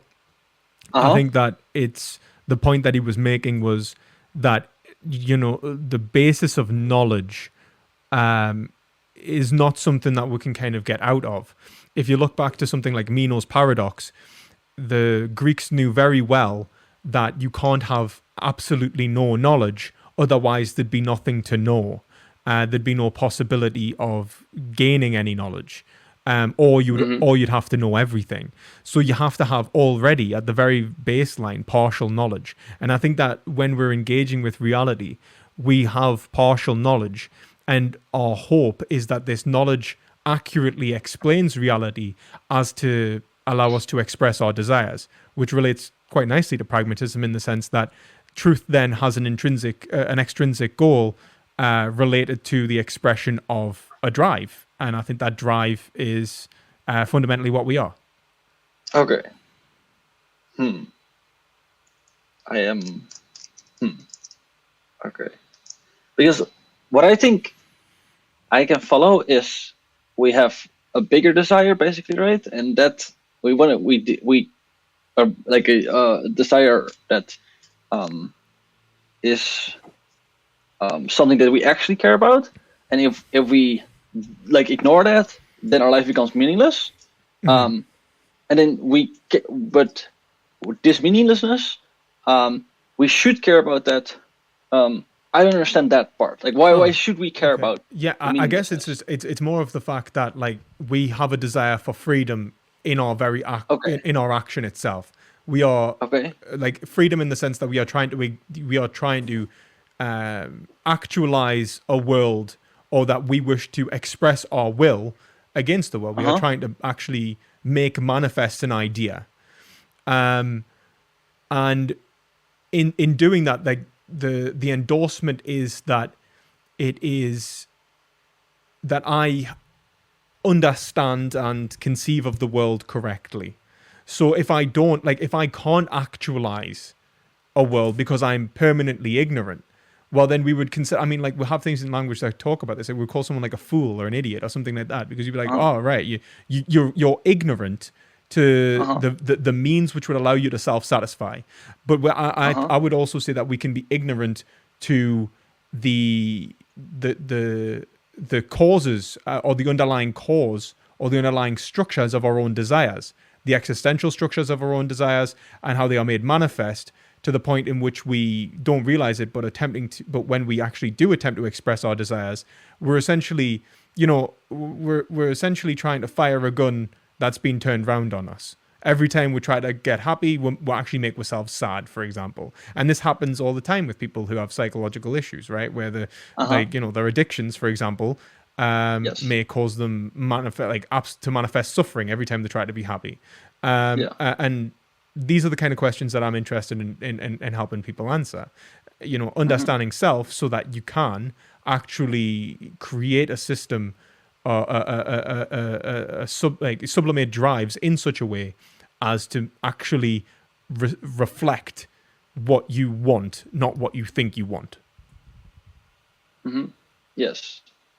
Okay.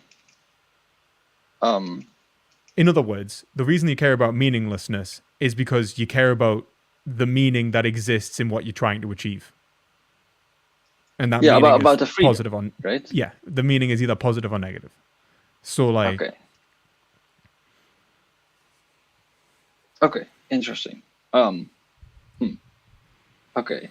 Do you guys feel like you want to discuss more parts about this, or you want to go into some specific questions? I don't know. I don't know. I think me and Kane, we do struggle sometimes to communicate in a way that actually allows us to bridge, cross boundaries, and kind of build bridges.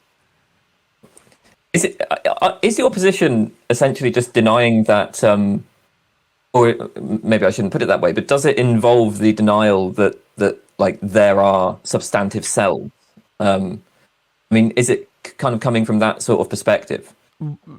You mean particular selves?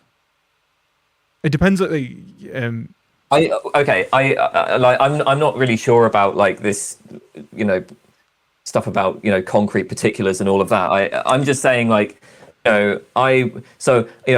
might think of myself as a kind of self, as having identity over time. And one of the things that you were pushing back on was this idea, or it seemed like you were pushing back on this idea that, of myself having identity over time. So, when I judge, for instance, that I'm about to get pleasure from sitting down and eating chocolate cake, well, okay, what is that based on? It's based on the fact that in the past I ate chocolate cake, I got pleasure from it. And you seemed to be kind of making a point that there's a problem with that. There's a problem with this idea of there being a substantive self over time. Well, no, I mean, I hope I didn't come across like that. I'm certainly not. I'm saying that I think that for people who take a particularist account, and that doesn't like a particular account, that can be empiricists, that can be existentialists. There's a lot of there's a lot of individuals in our society now that take accounts that are more particularized. I think especially in the West, based off the basis of Protestant ethics, inspired by like Hobbes, Locke, or even like Kierkegaard, which was based on a rejection of, abstract objects, for example, as they saw them, or, in that respect. And I think that this has led to people believing that what an object is, or what the self is in this respect, being the object of question, is to be understood as a finite particular. It's to be understood as a particular. Now, I don't think that I'm not rejecting necessarily the existence of particulars in the sense that I don't think that, I just don't think that's what we are. Our particularity is what we exist as is not necessarily an absolute universal, right? We're not like a God, the absolute spirit itself, right? We're not absolutely universal, and we're not absolutely particular. We're a mediation between the two. And if you look at, let's say, the Kantian categories, and I think he puts this in terms of, I think it's existence, there's unity, particular, and then singular. I would take what the self is in the terms that you're using, as in to be the individual agent who's existing over time. I would take that to be a singular, namely a universal distinguished from itself by various limitations. So that can be categories such as space and time, for example. So I'm not denying that you are a self and that you have a self, but the foundation of yourself is not particular. It's universal and it's been limited. You are there is a higher self, if you will. Right. So just to be clear, then, right, there's Kane Baker, and there is Lewis, right? And I mean, so you would. Are you agreeing that, like, okay, it's true that there are two different people, and is it also going to be true that we do genuinely have different desires in at least some respects, or is the claim mostly in the sense that we've categorized ourselves differently? That's the only thing, that it's like what individuality in terms of what particularity comes from the categorization. We've been sublimated and understand ourselves in different ways, but what drive is the same. But it's still the case that we have different desires. That there's two people. I mean, whatever the kind of the underlying metaphysics of this is, there's two people with different desires. Yeah, at least in if we just take this in like a kind of colloquial, yeah, absolutely. Two different people with, like, for example, like, I'm a vegan and I'm not going to want to eat chocolate cake. You aren't a vegan and you want to eat chocolate cake. That kind of thing. Yeah, 100%. Right. So, I guess I don't know, man. I when I was away, I was like, okay, maybe this is a sort of denial of the self kind of Buddhist type thing. It's close to Buddhism. I mean, I'm not going to lie. I'm not going to lie. I had a conversation with a Zen Buddhist not long ago, and we agreed on like 90% of stuff. Okay, well, actually, I think you had a conversation with him. Like that Jax guy. Yes. I don't think you agreed with 90% of stuff with him. I know him. I All very right. much. We agreed with loads. We agreed on loads of stuff. The difference is that like I Maybe. mean, maybe not the DMT, maybe not the DMT part. Like that was that. I'm not gonna lie, he lost us at the That's drugs. not what I had in mind. Um, Jax is. The just his DMT part's view all of being Jack's. but like this is the thing. Like I would say like where we agreed is notions of the absolute. We agreed, like for example, I would say metaphysically, I would talk about the absolute. So would he, the unity of existence. We differ. I think we differed in terms of ethics, but I think we did have a lot in common. And so, for example, like when you would say like I am you and you are me, yes, he's right, but he's also wrong in the sense that we are given concrete categorization, and that is necessarily part of existence as well. But I think he would agree with that, and he would just think, oh yeah, but that's also part of the unity of existence, isn't it? And I would say yes, that's together in spirit. Like we are both abstract as in universal and concrete and particular, and he would probably agree with that. So I think that the way that we disagreed was he thought that we could make manifest in terms of ethics this absolute consciousness through forms of meditation, where I think that we make it in terms of analysis and philosophical inquiry. Right. Yeah. I mean, I guess it doesn't matter that much. Like where exactly you disagreed. It's just I don't know. No, I just thought it might like I just thought like if you understand him, and then maybe if you understand where I disagree with him, maybe like if I give you just enough jigsaw pieces, we'll finally like oh shit, it's a tree. Oh. You know what I mean? Like, okay. Well, I mean, so if we're granting though that there are different people and they have different desires and so on, then I'm still. What would be sort of incorrect about me just having the desire for pleasure for Kane, or whatever? But that's so like this is the thing. I would say that there are like what would be incorrect in terms of, let's say, your desire for pleasure for Kane. I would say that the words necessarily obtaining so like truth value, like whether they actually like whether that is actually the good thing that you would like you want, or the thing that you do want, is probably where I'd push back. I'd say that you are incorrect because you've understood it. In saying that you want only pleasure, like I think we should probably posit it and say like only pleasure for Kane, right? I'd say pleasure for Kane should be part of it, right? Like Kane shouldn't be neglected if it's universal, right? Like it can't be. Like Kane has to be constitutively part of this. He has to be contained within the universality of what you are. And so this form of categorization has to be considered. But what also has to be considered, Benny's gone. I don't know whether I should just keep going. Oh, he's back. Okay. But what also has to be considered is all the other possible categorizations of yourself. And that includes the possible categorizations that exist in other singular agents. So whether this categorization is actually correct, whether you, Kane, have established an identity, a persona, an understanding of self, which actually manifests a good life. And that's the point of question, whether like this is good enough. It's not to say that it doesn't contain any goodness necessarily. Like you may like, yeah, you feeling pleasure, that's a positive thing. But whether this manifests like what you actually want, and what allows you to understand what you do actually want.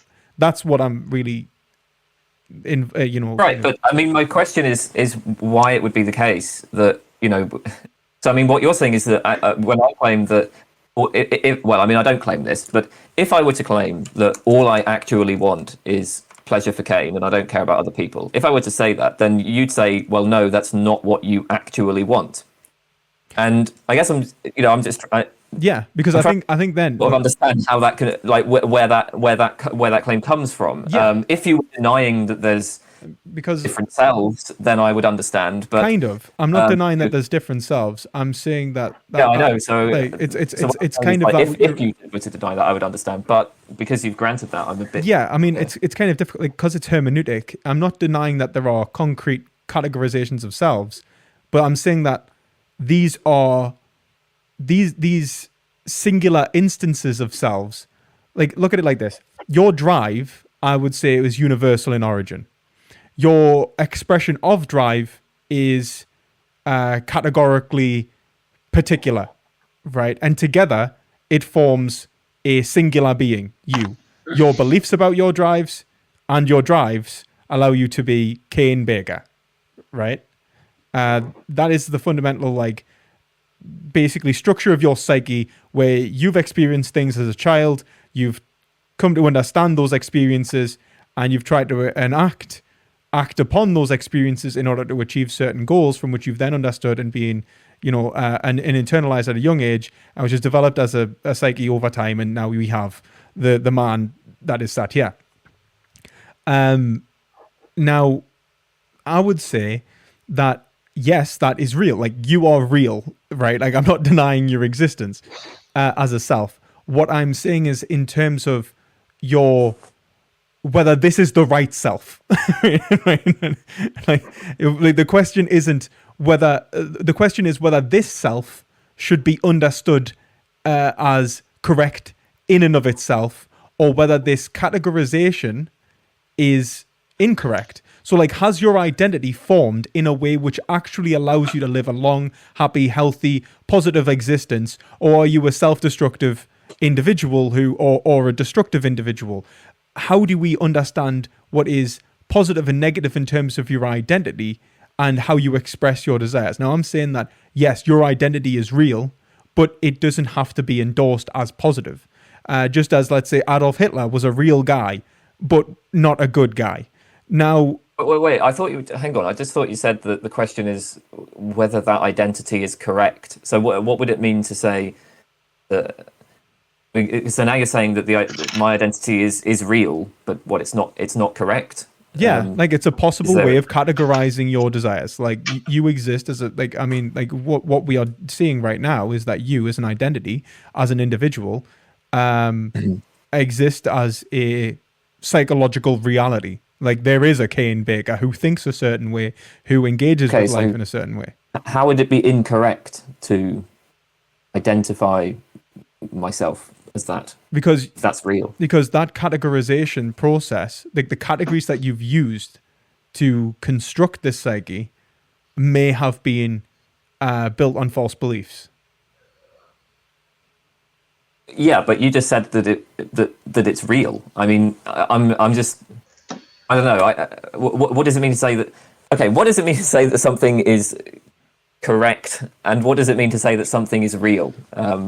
All right, so it's like, okay, right. So so when I'm saying correct, I'm saying, like, I really mean, like, basically performing as intended, like, as in, like, you as an individual are actually achieving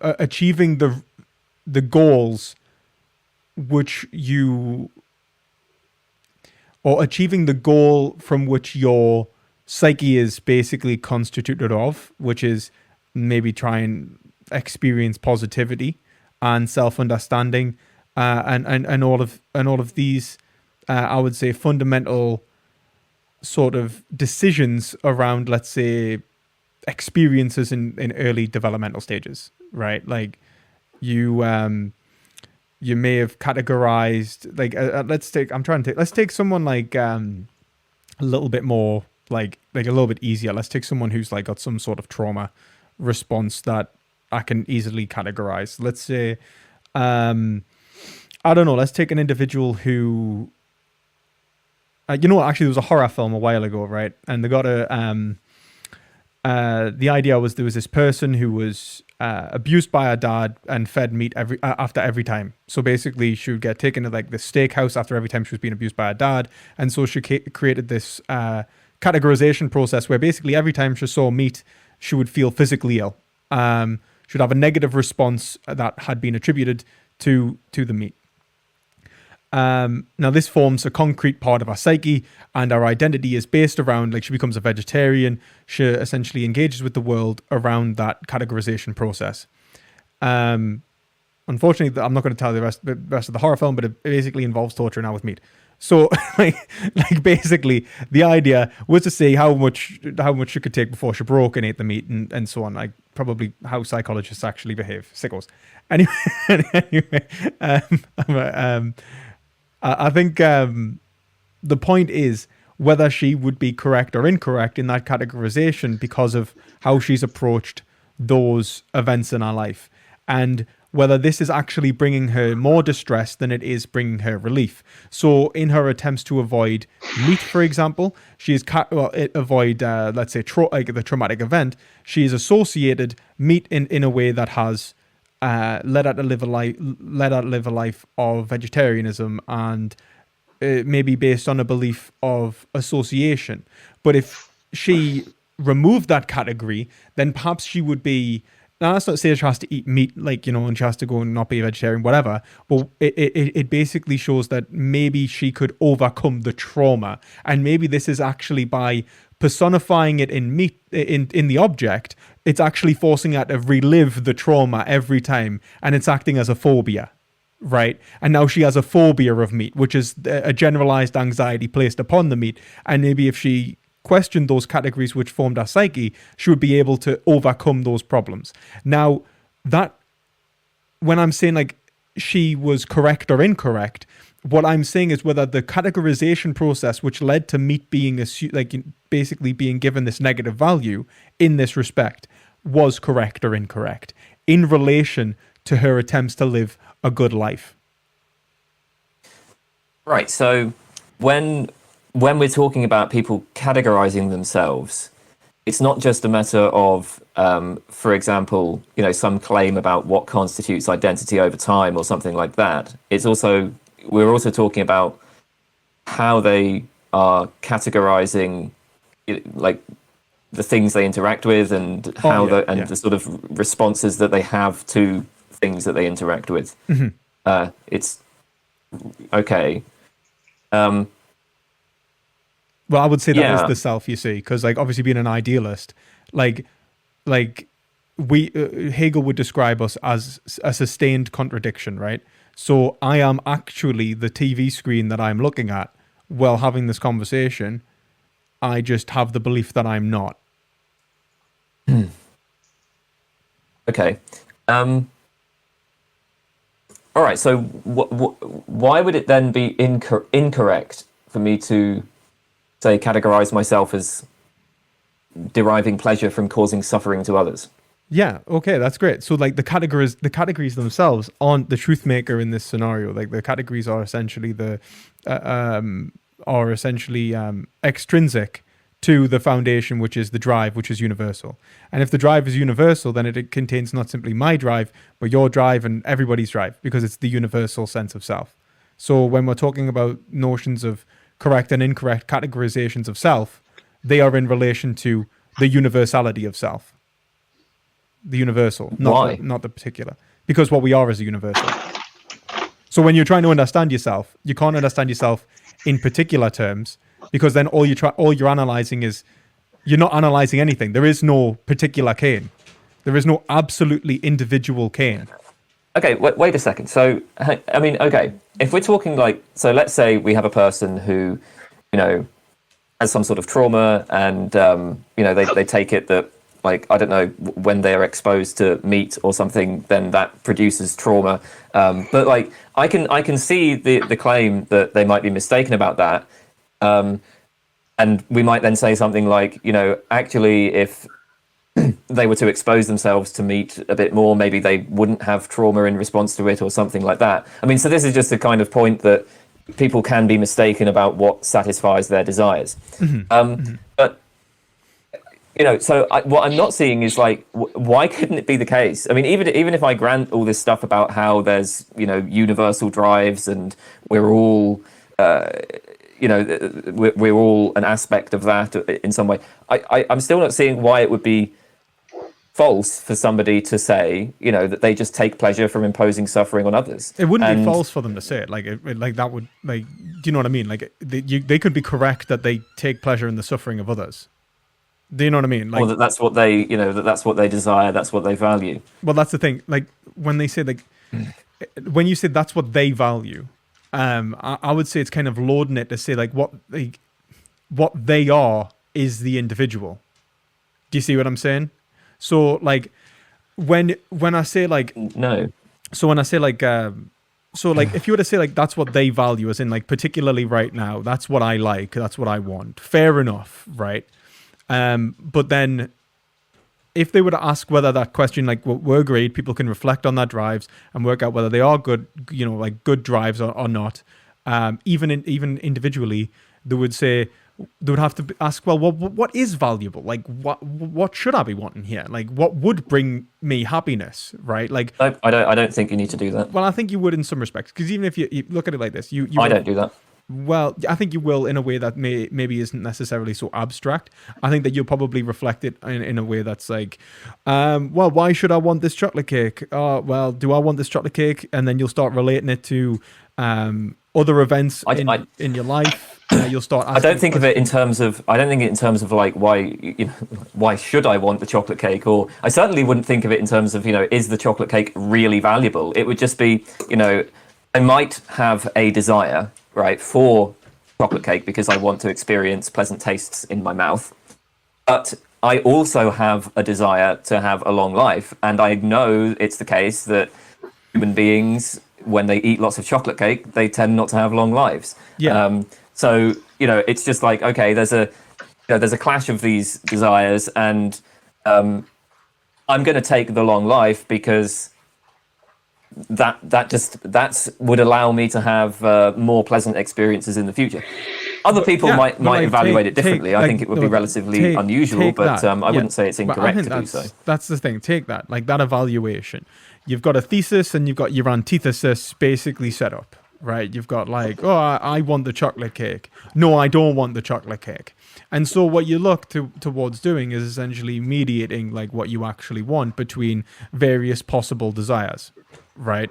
Or categorizations of your desire, right? Now that's in reflection of something prior to that. Those concrete desires aren't the measure of themselves, because if they were the measure of themselves, you wouldn't be able to decide which desire was better than which. You wouldn't be able to decide. Sure, you could. I mean, so I choose desire A, I want the chocolate cake, or I choose desire B, I don't want the chocolate cake. And so what you do and you point out is that it's in relation to the self, like my experiences over time. So then you have this understanding of yourself over time and your experiences, not in relation to desire A or desire B, but in desire simplicity. What do I desire in general? What is like genuinely my interests? So I do think that you're doing it. I just don't think you realize you're doing it. Right. So, I mean, I don't see why that would mean that I'm claiming anything about like there being some sort of objective value to the chocolate cake. Claiming something about yourself. But what I would say I'm doing is, I mean, the vast majority of the time, I just take the desire for a long life as kind of foundational, and I judge other desires against that. I can reflect on it, and I mean, occasionally I probably do. I think that what it just comes down to for me is, I want more pleasant experiences in the future. But like take that desire that for a long life, and you reflect all of that is so. I mean, we're granting this point about, and you said that there are different selves, there are different people. So, I mean, all of that reasoning is within that framework, right? And you've said that there are different people. So but the thing is, not seeing how we get to a claim about like. But the point is that like when you categorize, let's say one desire, you categorize it as good or bad, whatever. Right? When you're trying to work out these like whether it's good or bad, then you have to take a step back. And every time you do that, you take a step back again, and then you take a step back again, and it's the removal of categories, right?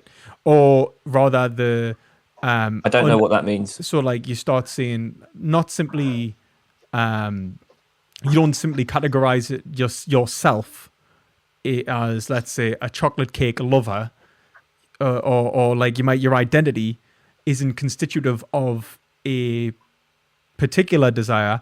It's malleable to your reflection, right? It never. I mean, I don't I wouldn't say that my identity changes or like my sense of identity changes when I engage in this reflective process. I just, I go downstairs, I see the chocolate cake, I have a desire for it. So yeah, I mean, I guess I might say like I am a chocolate cake lover. But then when I reflect and I think, I also want to have a long life, it's not as though I, in any sense, give up the identity of a chocolate cake lover. I still do love chocolate cake. Well, yeah. I mean, it could be just, both can I exist also simultaneously, want to have right? a long life. Exactly. So I don't see that there's any like change or giving up of. I'm just pointing out categories. In the conflict of these desires, you go towards you look towards something foundational that exists between those two desires, which would be your sense of self, your sense of experience, your continuity of experience through time. When you look towards, let's say, your desire for a long life, you'll do the same thing. You'll be like, oh yeah, I want to live a long life, but I don't want to live a long, boring life. You know what I mean? Like, you're like, I'll have a little bit of chocolate cake or something. So like you end up reflecting again on those categories. And every time you do that, when you are, what I'm essentially pointing out is the things that individuate you is not the substance of what you are. Bless you. The thing that you want to find out about is universal. Your individuation of self, the way that you categorize and express that universality, that's what individuates you. That is your psyche. Like the categorization process that exists in your mind, that is what gives you your limitedness, which differentiates you from, well, everything else. You do exist as Kane, but Kane exists in terms of Kane exists as a forms of categorizations, which allows you to have certain drives and desires. It takes your drive, which is ambiguous and and a bit formless, and gives it meaning. It gives it structure. But that doesn't mean that there isn't a right and a wrong against it. You can incorrectly categorize it. You can create an identity which does not reflect what you are. You have misunderstood yourself. Okay. I was going to say, I just think that you can create an individual who is internally conflicted, in other words. And I think that we are all internally conflicted to various degrees. And I think that the purpose of ethics and psychoanalysis is to alleviate those conflictions so that we can actually get out of ourselves and actually achieve what it is that is genuinely valuable.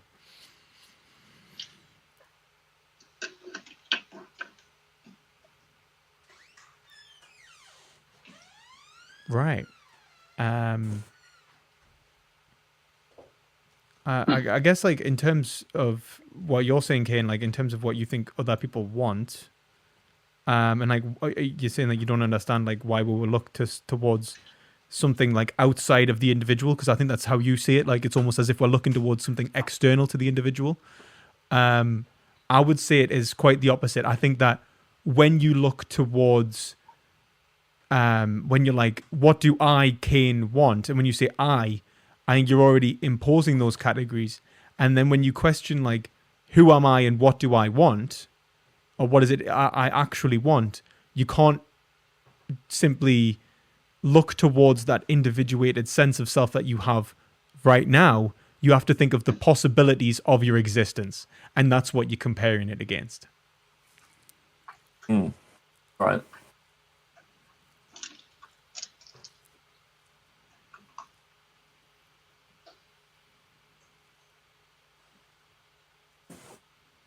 Right. I'm not sure what I should be saying right now. Is anyone? Benny? Kane? Okay. Is the Benny? Are you still here? The camera's gone off. Okay. Yeah. Oh, okay. I can. Turn on. It's doing the thing. I don't know if that was. Yeah. Oh, okay. Yeah. Okay. I don't know. I don't really have anything else to say. Okay. I think we had a long and fruitful discussion. Do you guys feel like going into like specific questions, or do you guys feel like that would that you guys had enough of like moral realism, anti-realism for now. I'm happy to answer questions or whatever. I got as much time as you want. Yeah. Okay, cool. Also, thanks, Ken. I know that obviously the conversations between me are not necessarily the easiest, especially coming from like very different like approaches to philosophy. And I will one day, I swear to God, learn analytic language so that I can have a conversation in a way that maybe fits like obviously the way that you would approach the question more. Well, I'll go away and have a think about it. I remember when we last had a conversation, I went away and like after thinking about it, I was like, okay, I wrote down a bunch of notes and so I felt like afterwards that I had a better sense of what you were talking about, and I was going to think if we had another conversation, I'd ask these questions. But then I did look at my notes as we were talking, and it was like, yeah, I'm not sure how these really relate. So that's fine, man. I think I've learned to express my position a bit differently since we last spoke. I've been reading more epistemology and stuff, and like and stuff like that. So maybe I'm like expressing it in different terms as well.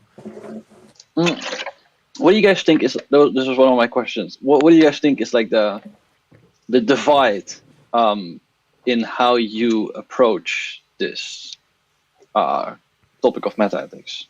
Like from an analytic, like what is it that is different? Do you want to go first, or? I don't really know, to be honest. I mean, okay, like honestly, I don't really understand what your position is. So it's very hard to say where the divide is.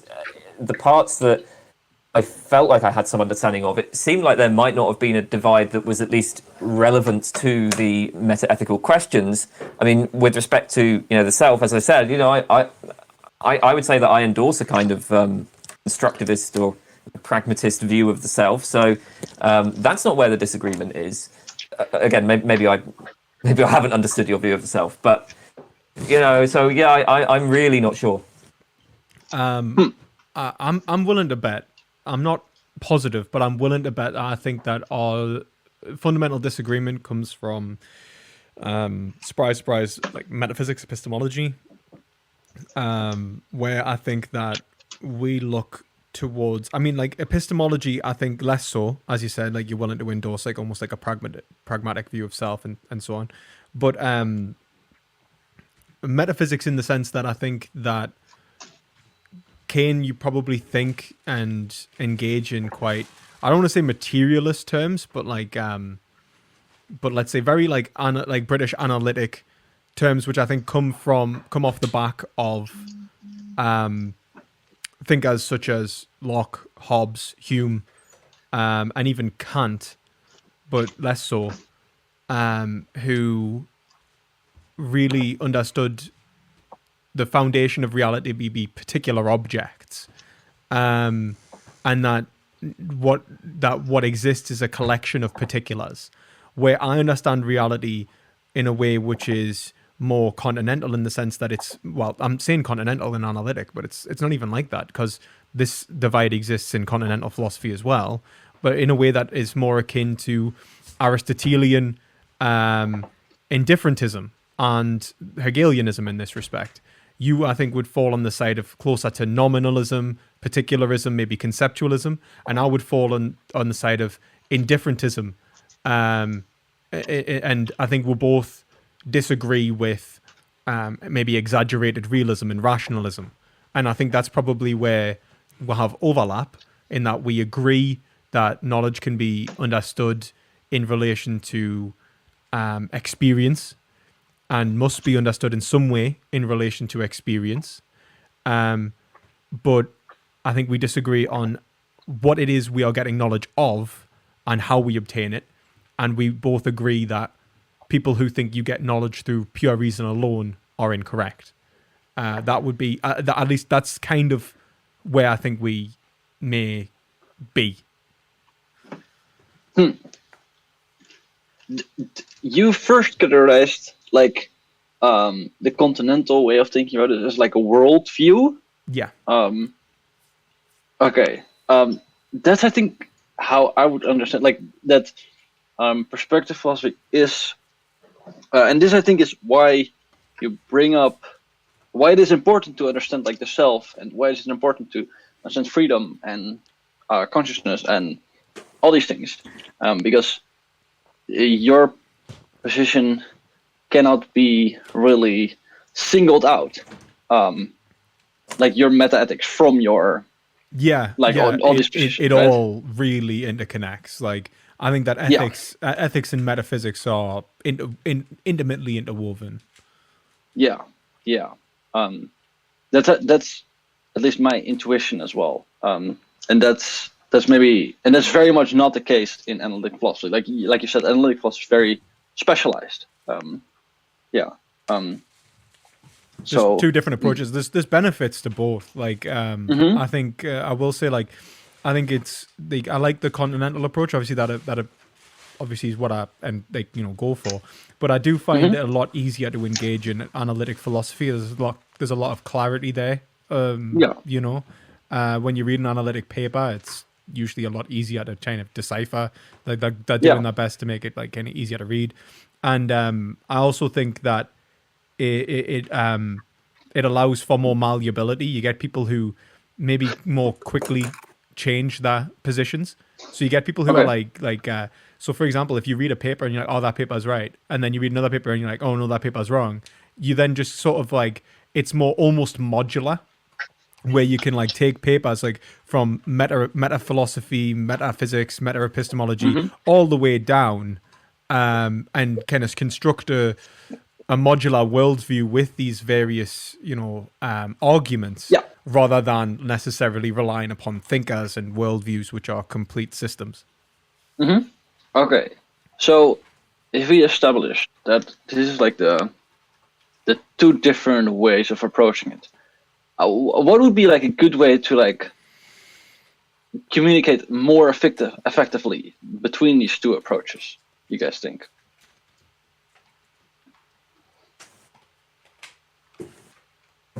I think we just have to read each other's stuff.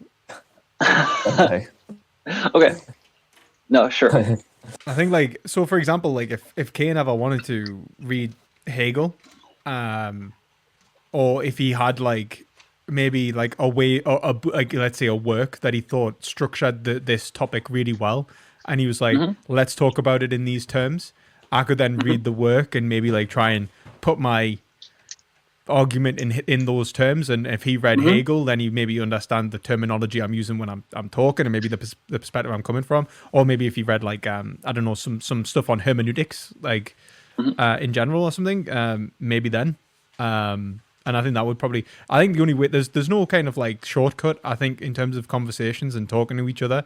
I think that we just need some sincerity and be willing to actively try and understand each other's positions beyond simply saying words and hoping the other person like kind of acclimates them. Okay. Yeah.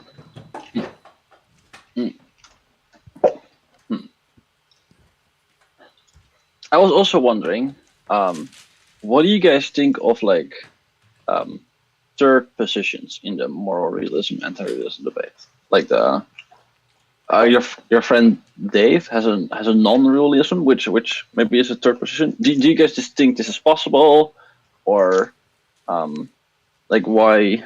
Yeah. Sorry, what did you say? Did you say third position? Third, yeah, third position. Like, you have moral realism, anti-realism, like, and there have been various philosophers who've proposed their metaethical views as like a third position, right? So like quasi-realism, maybe, for example. Yeah, I mean, a lot of this just depends on how you want to divide up the conceptual space, because, like some people will say, well, look, by definition, moral realism is just the view that, moral statements express propositions and some of these propositions are true. Right? I mean, if you go on the Stanford Encyclopedia of Philosophy, that's the definition that's used of minimal moral realism. Okay, well, I'm not sure that there would be a third position there. I mean, you either endorse that or you don't. Well, I guess you could always just be agnostic, right? I mean, that's always possible. You could just suspend judgment on it. So that's always a third position that's available. But maybe that's not really a separate position. I mean, you could also probably say like maybe it's the question itself is meaningless or something, and kind of go that way. Yeah. Yeah, that's true. So yeah, I mean, was your question like what do we think of them? Yeah, sure. My impression is that what motivates a lot of these positions is a desire to sort of make concessions to realists. So this is certainly the case for quasi-realists, right? Like quasi-realists will say, well, we endorse a non-cognitivist semantics for moral judgments. So we think that when people make moral judgments, they're just expressing their attitudes. But we can secure the notion of moral truth, and we can secure the idea of moral properties, and we can secure the idea of like moral objectivity, and we can have the idea of even mind-independent moral facts, right? So the quasi-realist will try to show that even assuming a non-cognitivist semantics, you can do all of the things that a realist will do, or at least describe the metaphysics and epistemology, let's say, in pretty much the same sort of ways that a realist will do. I just don't see the point of that. I mean, I don't see why we would need to make concessions to realists in that kind of way.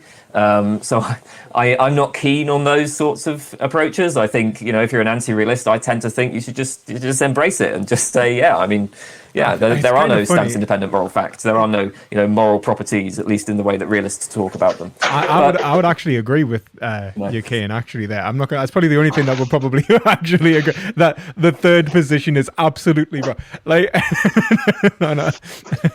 We can both agree to hate the other side. But no, I think I would agree in that respect. Like, I think that you've but I think that, like, I would look at it in different terms. Like, I think the average, let's say, quasi-realist, for example, it's not simply making concessions. I don't think it's making concessions to the realist position. I think it's a try. Like, in my view, coming from the opposite side, I think that it's attempting to overcome the shortfalls of the anti-realist position by adopting some of the by conceding to the realist position. So it's like it's essentially trying to sidestep some of the problems by trying to find an intermediate, like, kind of middle ground, by trying to take the positives of both sides and smush them together in some sort of amalgamation. Now, I find that unsatisfying. I don't think it resolves the problems, and I think I would criticize the quasi-realist very similar to the non-cognitivist, to be entirely honest with you, in very similar ways to the non-cognitivist. And I imagine that Kane would probably criticize them in a way that probably reflect the way he would criticize someone who was a realist. He'd be like, well, no, they've probably managed to amalgamate not only the positives but all of the negatives together, and so, like, they come open to critique from both sides. Yeah, I mean, so with something like, quasi-realism, I mean, you're absolutely right. I mean, they would frame it as, well, we're fixing the problems. But generally speaking, I think that what are often identified as problems, I just don't think are problems. So, I mean, it tends to be things like, a lot of realists will say that, realism is just part of common sense, or it's like most people, think about morality as if they were realists. And quasi-realists sort of take that on board, and they're like, oh, well, we need to come up with a theory that isn't going to completely violate common sense. I don't really know why philosophers care about common sense anyway, and in any case, I think that those empirical claims about what, lay people, about how lay people think about morality, are not very well supported. So, that's just one example of, like, why I think, I don't see any need to sort of make a concession to the realist on at least that point. Imagine taking heed of the vulgar masses. I think that was, like, the Kantian response to, like, the common sense philosophers. But, like, yeah, like, I think I think you're right in that respect. I think obviously, like, I would probably say, like, just frame it in the sense that, like, obviously you see them as essentially kind of attempting to fix the problems that are seen in terms of common sense. Like, people think in realist terms and so on, like, at least proposedly, and so they try to do it like that. And I see it as a lot of the time trying to respond to, let's say, the Frege Geach Benne problem and stuff like that. If you're a subjectivist, you're like, I'm not a non-cognitivist, so I can't actually have, I can meaningfully talk about, one object and another in terms of this syllogistically, which means I can actually have some sort of like not self-knowledge, but like sort of norm coherence and a coherent system, and that kind of thing. But I think it's just the problems of both sides usually, which is like not really the best place to be, I guess. Yeah. Okay, cool. Do you guys think that the Frege Geetsche problem is like really a problem, or is that not part of your maybe rejection of anti-realism, Lewis? Like, do I think it's a problem? Yeah. Like, as in as in for the the non-cognitivist. Yeah. Or, I think it's a problem for the non-cognitivist. I think just in terms of any form of self-understanding, I think, like, for example, if you are trying to say, like, if the non-cognitivist is simply, like, if they're willing to accept, like, absurdity, I don't think that it's necessarily a problem. So, like, the absurdist, I don't think it would be an issue for. But for, like, someone who's saying that I'm expressing a given emotive state and actually trying to relate that to an emotive state, I'd say that would be a big problem. Because then your relationship of an identity to an object has been severed. It's a conceptual severing of what you mean when you say the word wrong, for example, in such that, like, you could say, punching my little brother is wrong. I shouldn't punch my punching my little brother is wrong, and by wrong I mean, like, I don't know, like something I don't like. I don't know. If punching my little brother is wrong, then punching my older brother is wrong, and then punching my older brother is wrong. Like, or rather, like, then I don't know, getting, like, I don't know, like, punching my brothers is wrong or something. You know what I mean? So, like, you kind of have to ask the question of what you meant by wrong in each and every single time, and whether whether it actually relates to each other, whether it actually is the same word. That's basically the problem. So I think that holds true. I think that you can't really gain an understanding, and this is why I would say it becomes abstract. It's funny enough, like, the words abstract usually relate to, and I would usually use them in this respect to relate to rational, like, kind of like abstractions, like, non-particular forms. But in this respect, I just mean abstract in the sense of being non-defined, non-definite. Like, I don't know what you mean here. Like, do you know what you mean here? And I think that it does lead to the death of meaning in this respect. And I think that it just, I think the non-cognitivist really just has to just throw their hands up and just say, well, like, there isn't any way to know. This is just what it is, Yeah. Okay. Kane, how would you respond to that? How would I respond to the Frege Geetsche problem? I mean, sure. I don't face the Frege Geetsche problem because I'm not a non-cognitivist. So, but I don't know. I mean, so to me, when I say I'm not a non-cognitivist, I mean, I might be a non-cognitivist about some moral judgments. I don't have a universal semantics of moral judgments. It may well be the case that, it probably is the case actually, that sometimes people use moral statements just as sort of means of expression. But I think that the sort of line I take on this is that, look, we have this distinction between semantics and pragmatics, right? And when I say like a statement such as, say, abortion is wrong, well, I mean, you can look at this in terms of the semantics of it, right? And in that case, you sort of do what people in linguistics do, and kind of break it down into its parts and all that. And as looking at it that way, it is pretty much straightforwardly a proposition. And there's all sorts of things you can use that proposition to do. You might use that proposition to express a belief about what properties there are in the world, or you might use that proposition to just express, like, a command, like do not abort, or to express your disapprobation of abortion or something like that.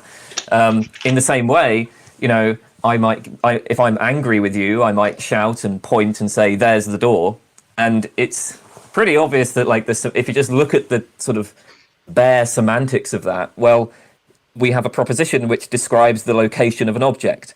But I'm not really expressing, like when I use it that way, I'm not really expressing a belief about the location of an object. I'm telling you to get out of the room, So I think my inclination is to think, this distinction seems to me to have gone a long way towards resolving much of this debate. I don't see why. I struggle when I look at the literature on the Frege-Geach problem and the solutions to it to see sort of what it is we're even trying to account for.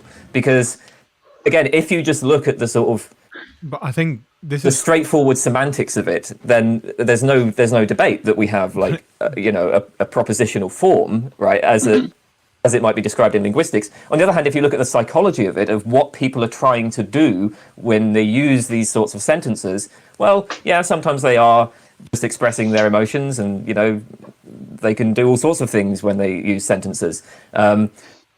Either way, like to me, I think that debate has been resolved, and I'm not sure what it is that a lot of these meta-ethicists who write on the Frege-Geach problem are really even trying to account for at this point. I would agree with you at the last point there. Like, I think a lot of people who write on the Frege-Geach problem necessarily don't take into consideration, for example, like what you said there, which is like the medium is the message. Like the fact that it's actually a communication. Like, it's not simply about the words you say, but it's about how you say it. It's about the actions and the context that it's in. You're engaged in, and the individuals involved. Like, there's the door. That kind of thing, or like even whether the like the kind of conversation or the language game you're engaged in, right? Like, and even things like that. So like even if we accept like a sort of a semantic account of this, it's like, well, what do you even mean by those words? And all these problems then start popping up anyway. Like, well, who are you talking to, and what language game are you playing? Like, what in respect to what function is it wrong? Loads of shit like that. And I think that this is important in the sense that where you went back to was basically the psychology. You're like, well, look, it kind of grounds out within people, right? And their belief states and their attempts to achieve certain ends. Well, that's where I would ground it out too. I guess the difference is what I'm saying is that when people are formulating beliefs, we're thinking words, and we use concepts, and these words are. I would take a word to be an idea intellectually conveyed through language, right? Like that's basically it. And I would take like an idea just to be essentially an intelligible concept, and a concept to be a specific mental ability, basically. So what we have is people essentially engaged trying to understand the world and convey those understandings of the world to each other in many ways, right? And so you're basically given indications of your intentions. You're given indications of the world around you, and you're in relation to going, there's the door. You're given just as much an indication of yourself and your feelings towards that individual as the location of the door, and that's very important, I think, for a human analysis. But the question is whether those concepts, we can get past the words and we can go, oh, okay, that's semantics. But whether the concepts themselves obtain reality, that's important. And I think that the Frege-Geach embedding problem isn't just to say, like, look, it's about the words, it's about the concepts, it's about the structures and the way that you think, and whether they are being held constant. Like, can you say that you have conceptualized the world correctly? Are you seeing the world as it is, or are you seeing it and is it changing in front of you? Are you having false beliefs about yourself and even the concepts you hold? And I think that's the real force of the Frege-Geach embedding problem. Yeah, I mean, maybe I don't know. Maybe it's sort of used in different ways in different circumstances. I'm not sure that's what I don't know. When I look at the meta-ethicists talking about the Frege-Geach problem, I don't think they're so concerned about whether or not people have false beliefs about themselves or anything like that. I know, I think well, that that's they are definitely- concerned about concepts and so on and what people are doing. But my point is just, you know, I think that when we're constructing these sorts of theories of what people are doing when they're using words, it seems to me the first place you want to start is by, I mean, if that's your goal, if your goal is to construct a theory like that, then you probably want to start by looking at, you know, I don't know, doing some empirical research. Why would you say So- that? I mean, that's actually a really interesting point. Like, why would you say empirical research? What if we're trying to understand how ordinary people are using terms and what they're expressing when they're using terms? So are you like? I guess the question I'm asking, like, are you saying that you would do that to discover how they are using terms, or as in like why they are using terms? I would have thought both of those questions are sort of intertwined. Well, I think they are too, but I think that empirical research won't give us the why. So I would reject a lot of empirical psychology. I think that psychology is best understood to be, again, hermeneutic and not empirical, you see. So like... Well, the key point is just, I mean, however we approach this, I mean, you know, the way that philosophers do this is by constructing these sort of semantic theories. And very often the broader theories in which those semantic theories are embedded are like theories that they've essentially sort of constructed by sitting in an armchair and testing them against their intuitions and so on.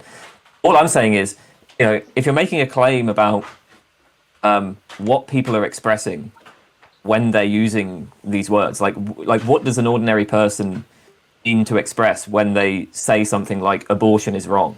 I mean, I would say it's not good enough to just sort of sit in a chair and think about it.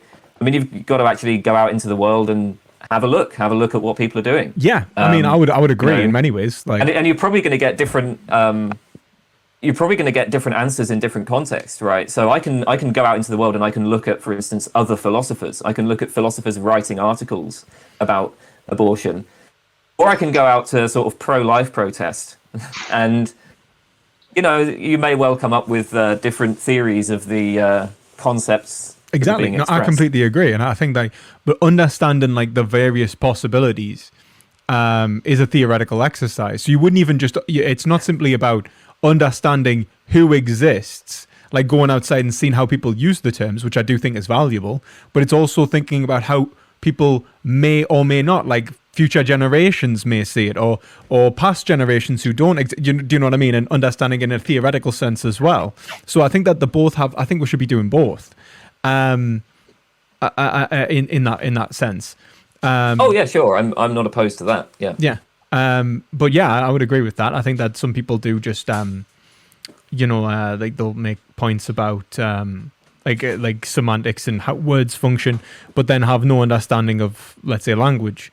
But then I think that this is where the philosophy of mind comes in. So I'd see this bottoming out really quite in like nicely into the philosophy of mind, which is exactly where Geach kind of went, isn't it? Like he started writing on like I love the book Mental Acts and Their Objects, I think it's called, by Geach. I think that's a really good book. I don't read much analytic philosophy, but that was one I did read, and I found that, I mean, it was difficult, but I thought it was a really good book, and I think that he makes a really good kind of constructivist case for why we simply cannot think in terms of let's say like Russell's theory of judgment. And I thought that was a really good like kind of work.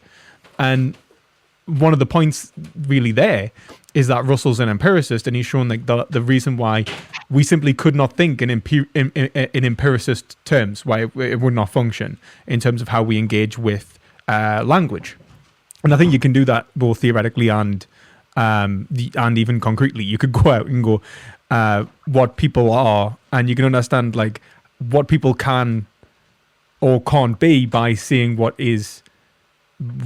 necessarily is incompatible with way people exist today, and also like the way that people do exist today. I think it's valuable. I guess the problem is, and the point I'm kind of making here is like empirical psychology, I think, is probably where we would kind of fight over, because I see you probably thinking, well, there would be an empirical psychological account of Kane, which could then allow me to understand my desires, which would then tell me whether I would or would not satisfy myself if doing XX, Y action, like then you end up with like this individuated account of self, where I would see that as being fundamentally impossible, and I would relate it back to hermeneutics. You couldn't have that individuated sense of self, which is and empiricism's wrong in trying, and empirical psychology is wrong in trying to give you that. Yeah, I mean, I think we probably would disagree there. I don't see any reason to suppose it's impossible, but you know.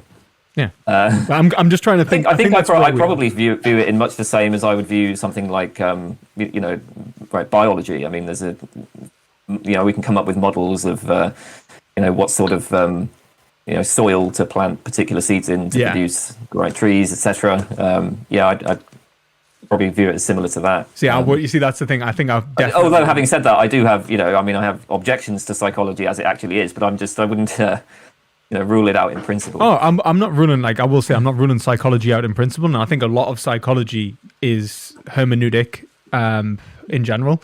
You get psychologists who are very critical of psychology as how it stands anyway, which is how things like the replication crisis were kind of brought to light and stuff like that. So I'm not throwing psychology entirely under the bus. I'm throwing empirical psychology under the bus. And I think Kant, and I would say the reason it's impossible is because, well, for the reasons that Kant really showed it was flawed back in the Critique of Pure Reason, where when he wrote on empirical psychology and its inadequacies. So I just saw ally with Kant there. Okay. Okay. I had another question. About motivation for realism and anti-realism. I know Kane in the past has talked about not really arguments, but why would you want to be a realist or an anti-realist? And I was very curious if you would, as a realist, agree with these motivation, and also maybe give it if you have similar thoughts. So yeah, Kane, do you want to present what you mentioned about motivations for realist and anti-realist? I don't remember what this was. Okay. Sorry. Okay.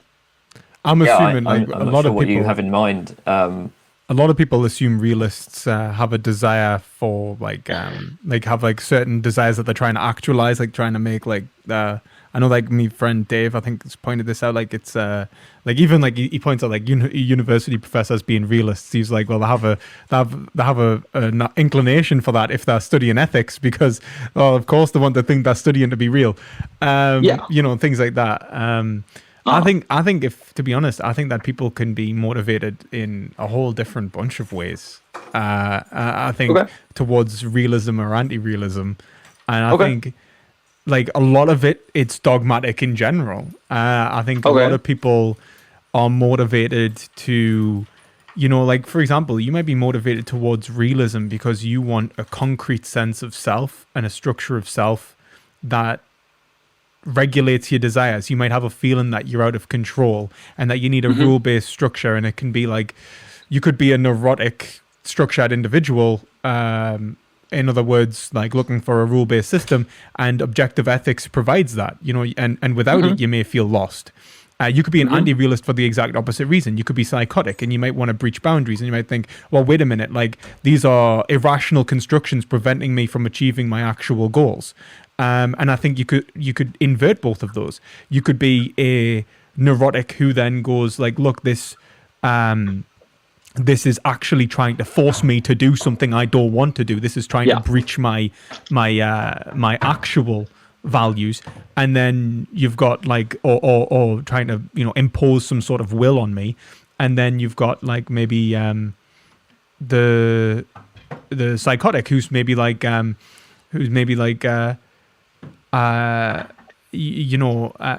this I'm not going to be able to satisfy myself, or perhaps that the desire for breaching boundaries can only be achieved if there's a boundary there to be breached, and things like that. I think that people's psyches are, and that's not even mentioning perverse people and the varieties of different things that can happen in people's lives, traumas and social interrelations, and the variety of different psychological like manifestations that people can become. So I think like people become realist and anti-realist for the reasons are as varied as the people who give them. Okay, sure. Huh. Yeah. Can I ask, just out of curiosity, where did I say this stuff about motivation? Because I really don't remember. I think in the Q&A. I can repeat what I remember. No, it's okay. I mean, honestly, a lot of the Q&A things, I just like come up with whatever I could. I would like to answer people's questions, so I wouldn't usually say like, "Oh, I don't know." I really make an effort to come up with something. Yeah, sure. Which is probably not. It's all right, man. It's not on trial. It's cool because like I'm almost positive I've said nasty things about anti-realists. Like, God, I can't believe how could anyone be an anti-realist? You know what I mean? One thing I suppose I could say, and this doesn't really apply to the sort of position that Lewis has outlined, but I often find myself thinking, okay, even if I were to accept everything the realist is telling me, even if I were to accept that there are these objective moral properties, whatever, but like, why would I care? Like, so what, right? Now, I say that this doesn't apply to your position because, you are actually making a claim about desire and self and proper understanding of the self and so on, and so I can see why I would care about that. But obviously a lot of realists have a slightly different way of approaching this. They'll they're coming from, well, I suppose a lot of them are coming from, at least in metaethics, from a sort of materialist metaphysics. That's kind of where they start, and then maybe they'll say moral properties are in some way just sort of natural properties, so they're kind of redefining moral terms so that they track those natural properties, or they'll say, well, there are these like non-natural moral properties. But I find myself often thinking, like, even if I were to accept that there are these properties, like, why would I or anyone else care about that? I mean, if it if it turned out like an oracle came down from the sky and said, well, actually, it turns out that slavery is okay, I'd just be like, yeah, well, that's a crummy system. So what? I don't think slavery is okay. I'm going to carry on arguing against it. It's funny. It's funny that you say that because I hear that a lot, and I've always kind of wondered, like, people say like, if someone was to say that homosexuality was like necessarily actually immoral, would you reject it? Would your position change? They ask us questions like that all the time, and I'm like, a lot of the time, I'm like, what the hell are you talking about, man? Like as if like as if the understanding, like as if like as if it the question itself, like to you, you're saying like, well, why would I care about this abstract rule? Where I would be saying like, I don't understand why we're making this kind of like abstract. Like I would have to understand like what's wrong about it. Like, do you know what I mean? Like you couldn't just tell us like it's wrong. And if it didn't have a motivational force, then it's not obviously part of what I would even be considering. So I think it's kind of funny that like what you've said there, I get quite a lot. And in many ways, like as you said, you don't think it applies to my position. I think the same. But people ask me that all the time, and a lot of the time I'm kind of confused by it because I don't even know how to respond to it. Because I'm like, well, what do you mean? If you found out something was objectively wrong, you would necessarily care. I'm not sure I agree with that framing. Because realists will give a theory of what it is for something to be objectively wrong, and you can't just then say, well, this is what moral properties are, right? And by the way, I'm just defining them in terms of what you care about. I guess you could, like, you can define terms however you want, but that would just be really weird. The reason why I say it didn't apply to your position was just because you seem to be making a claim about what my desires actually are. Like if it turned out that exactly. Yeah. So like, whereas if you're imagining like a sort of realm of abstract moral properties that are independent of us, then it's like, okay, why would I care about them? Exactly, and I think we both reject that as absolute nonsense. Yeah.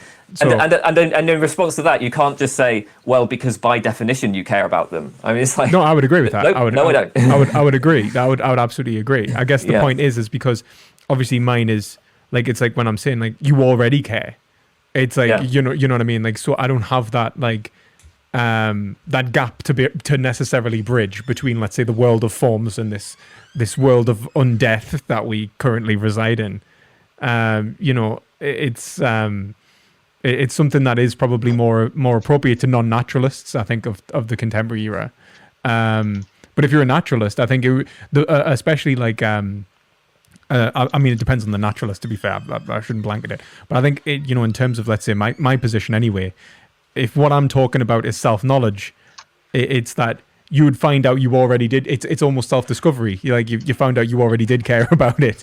If someone give you a moral fact, you'd be like, oh, I do actually think that it would necessarily motivate you, which I think then you would find in people like Kant and Hegel. It's not necessarily like motivation isn't a question there, as much as I think it would be for Platonists and people who are exaggerated realists, like non-naturalists. Okay. Well, why do you guys think non-naturalism is such a popular position? I think it's I think it's it's the second most popular position, like metaethical position after naturalism. Yeah, I mean it's tricky to know. There may not be. I think very often in philosophy you get these sort of fads and fashions that are not necessarily well supported by argument. And I'm not saying that this is the case for non-naturalism. I think, for instance, if you look at like the dominance of certain views in metaphysics, like physicalism, for instance, as a metaphysical position, the actual the available arguments for it are, there's not a lot of them, basically, right? I mean, and it feels to me, when I look back at like the 20th century philosophy, that feels like a kind of like more of a fashion, more of a sort of bandwagoning, than something that was motivated by argument. I could be wrong about that, but no, I think you're probably right, if I'm honest. Maybe, but so maybe that's motivating non-naturalism. There is, I mean, so one point is that in a lot of for a lot of philosophers, there's been a kind of rejection of kind of hardcore reductionist views. So, in philosophy of science, like there are not so many people now who are arguing that we're like going to be able to like sort of build bridge laws, between, say, biology and chemistry, and then chemistry to physics, so that we can sort of smoothly reduce every science to some sort of physical basis. That seems to have, the consensus is against that now. So it's quite a natural move to say, well, the same is going to be the case for moral properties, right? Like the domain of morality and moral investigation is autonomous, right? And you're not going to be able to just reduce the methods and ontology to, say, the empirical sciences or something like that, or to other natural properties. So, that might be like one motivation. It sort of fits with more broad tendencies that are happening in philosophy. And of course, I mean, look, the arguments in favor of alternative positions are maybe just not convincing, right? Maybe the non-naturalists are right. I do think that for at least some non-naturalists, it's kind of a defensive position. It's like, well, we can show that naturalism doesn't work, that anti-realism doesn't work, etc., and then you just end up with non-naturalism. Yeah, because it's the only one left. I think that you hit the nail on the head there. To be honest, that's basically where I'd take it. I think it's a defensive position as well. I think that most non-naturalists I've ever met are responding to people making Humean-like criticisms of naturalism, and then sort of, go the G.E. Moore route of like, okay, we're going to accept, like the Isort gap and the naturalistic fallacy, but then just simply posit an alternative metaphysical account of goodness.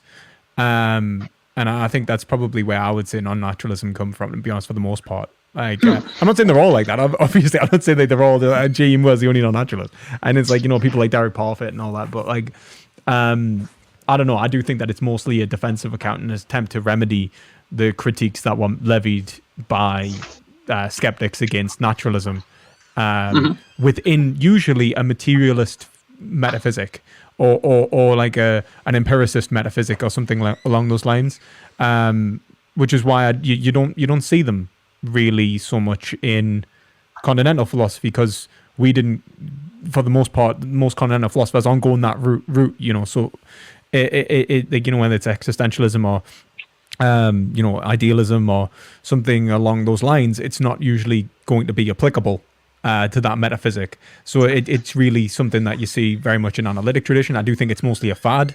I think that it's probably come around from pretty strong Humean-esque rejection of naturalism, which led to them taking this defensive position for the most part. Yeah. Okay. Interesting. I had one last question for this thing. Is I know Lewis has a lot of, like, I think you would say you derive your veganism and maybe also like eventually like your other positions. I think you're also socialist. Yeah, a market socialist. Okay. Yeah. Cool. From your realism, right? Yeah, I would say. Well, like I'd say like as I say, like I kind of build, like, you know, like from the bottom up. I attempt to do it the best way I can anyway. Yeah. What do you think? Okay, so I'm wondering about like the consequences of metaethics for like life decision making, basically. Do you think that because it seems like you would really like relate these two to each other? 100%. I mean, I think that like when you consider metaethics, I mean, Kane, I imagine, takes the almost exact opposite way. Like, you know, he's asking like, why would I care? Like, if you had to tell me like this metaethic was changed, why would I give a fuck? I take the exact opposite view. I think that like what we are doing in terms of ethical engagement is we do ask questions of metaethics all the time. Like normal people every day ask metaethical questions without realizing it. Even to themselves, like they ask themselves questions like even questions like, why do I keep doing this? Like, you know, why should I even bother? You know, like these sort of like existential questions that people ask themselves have like a metaethical flavor to them a lot of the time. And and these are the questions that I think do motivate us in many ways. Like when the conclusions to these questions are, you know, will form worldviews and will form, you know, approaches to life based off the answers that we have for these, or the lack of answers that we have. Maybe we avoid, maybe we think that the questions are meaningless, and maybe that motivates us. And so like I think that these form like parts of psychology a lot of the time, and what we're reflecting upon is like maybe like kind of core beliefs, if you will, about the world around us. So I see them as necessarily motivating. Like, for example, I was a realist and a socialist before I was a vegan. And then being met with the vegan position, realized that I was being absolutely inconsistent, first of all. Like, and so the first thing I started to think was, is there a distinction necessarily between what is valuable between a human and animal? And then that led me into that sort of metaethical realm. So at first I was met with the contradiction, like, why am I treating one different to the other in the first place if my beliefs are X?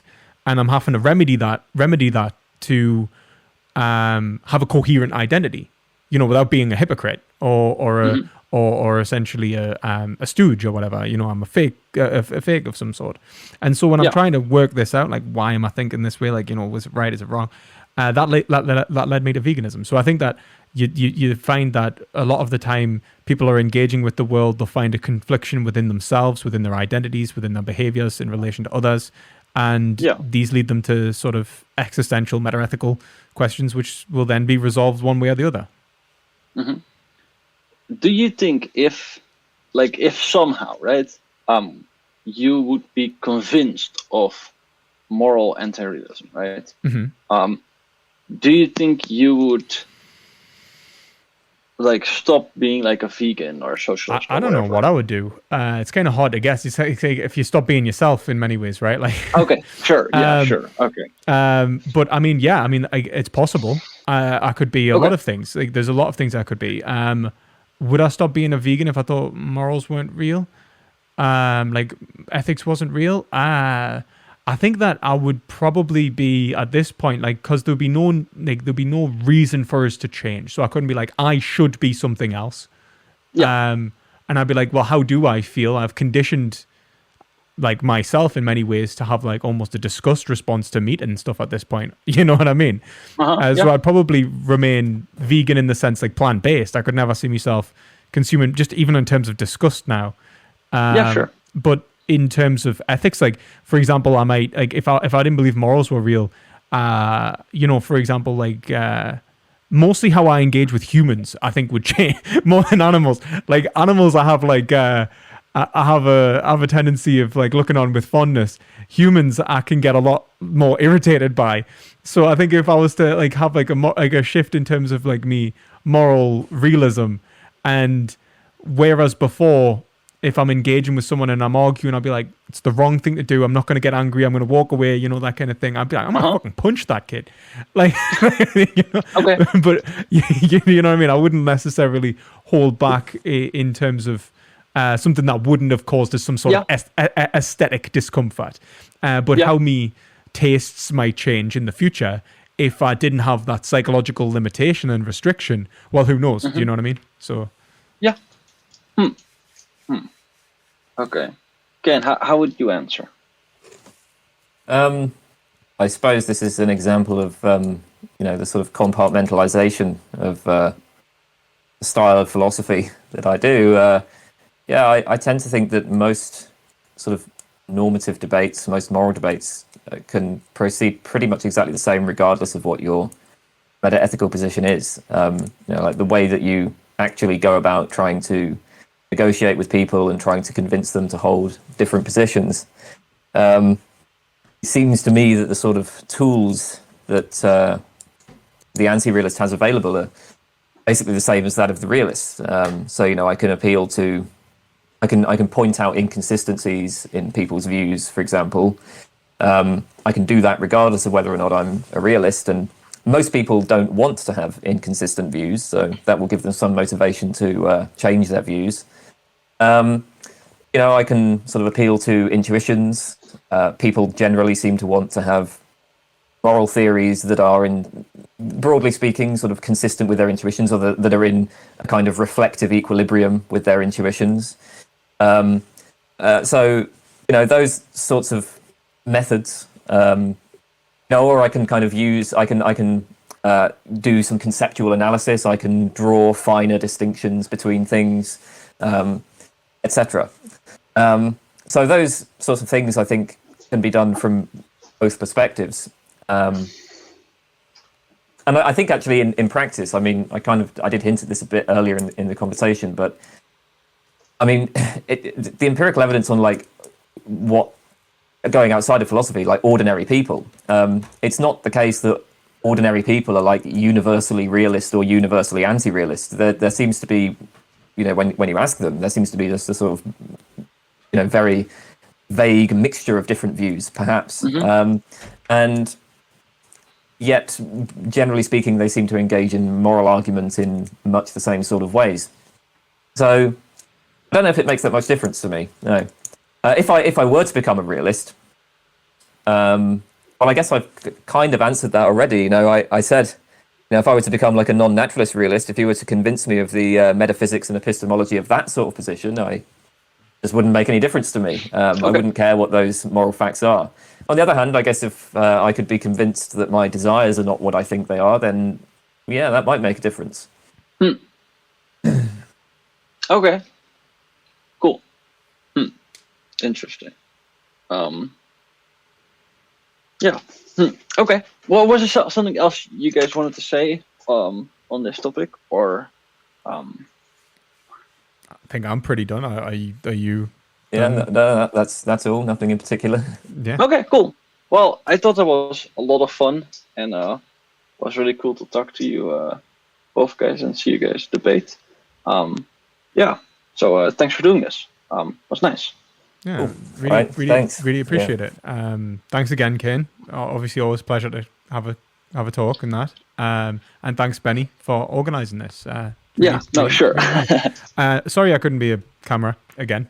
No. Yeah, but if you ever want to have a chat again, or if you want to discuss anything, just hit us up. It's no problem. Anytime. Cool. Right. All right then. Well, I'll see you guys. See you guys later then. Right. Yeah. Good See night, ya. everyone. Bye bye. Bye. Bye.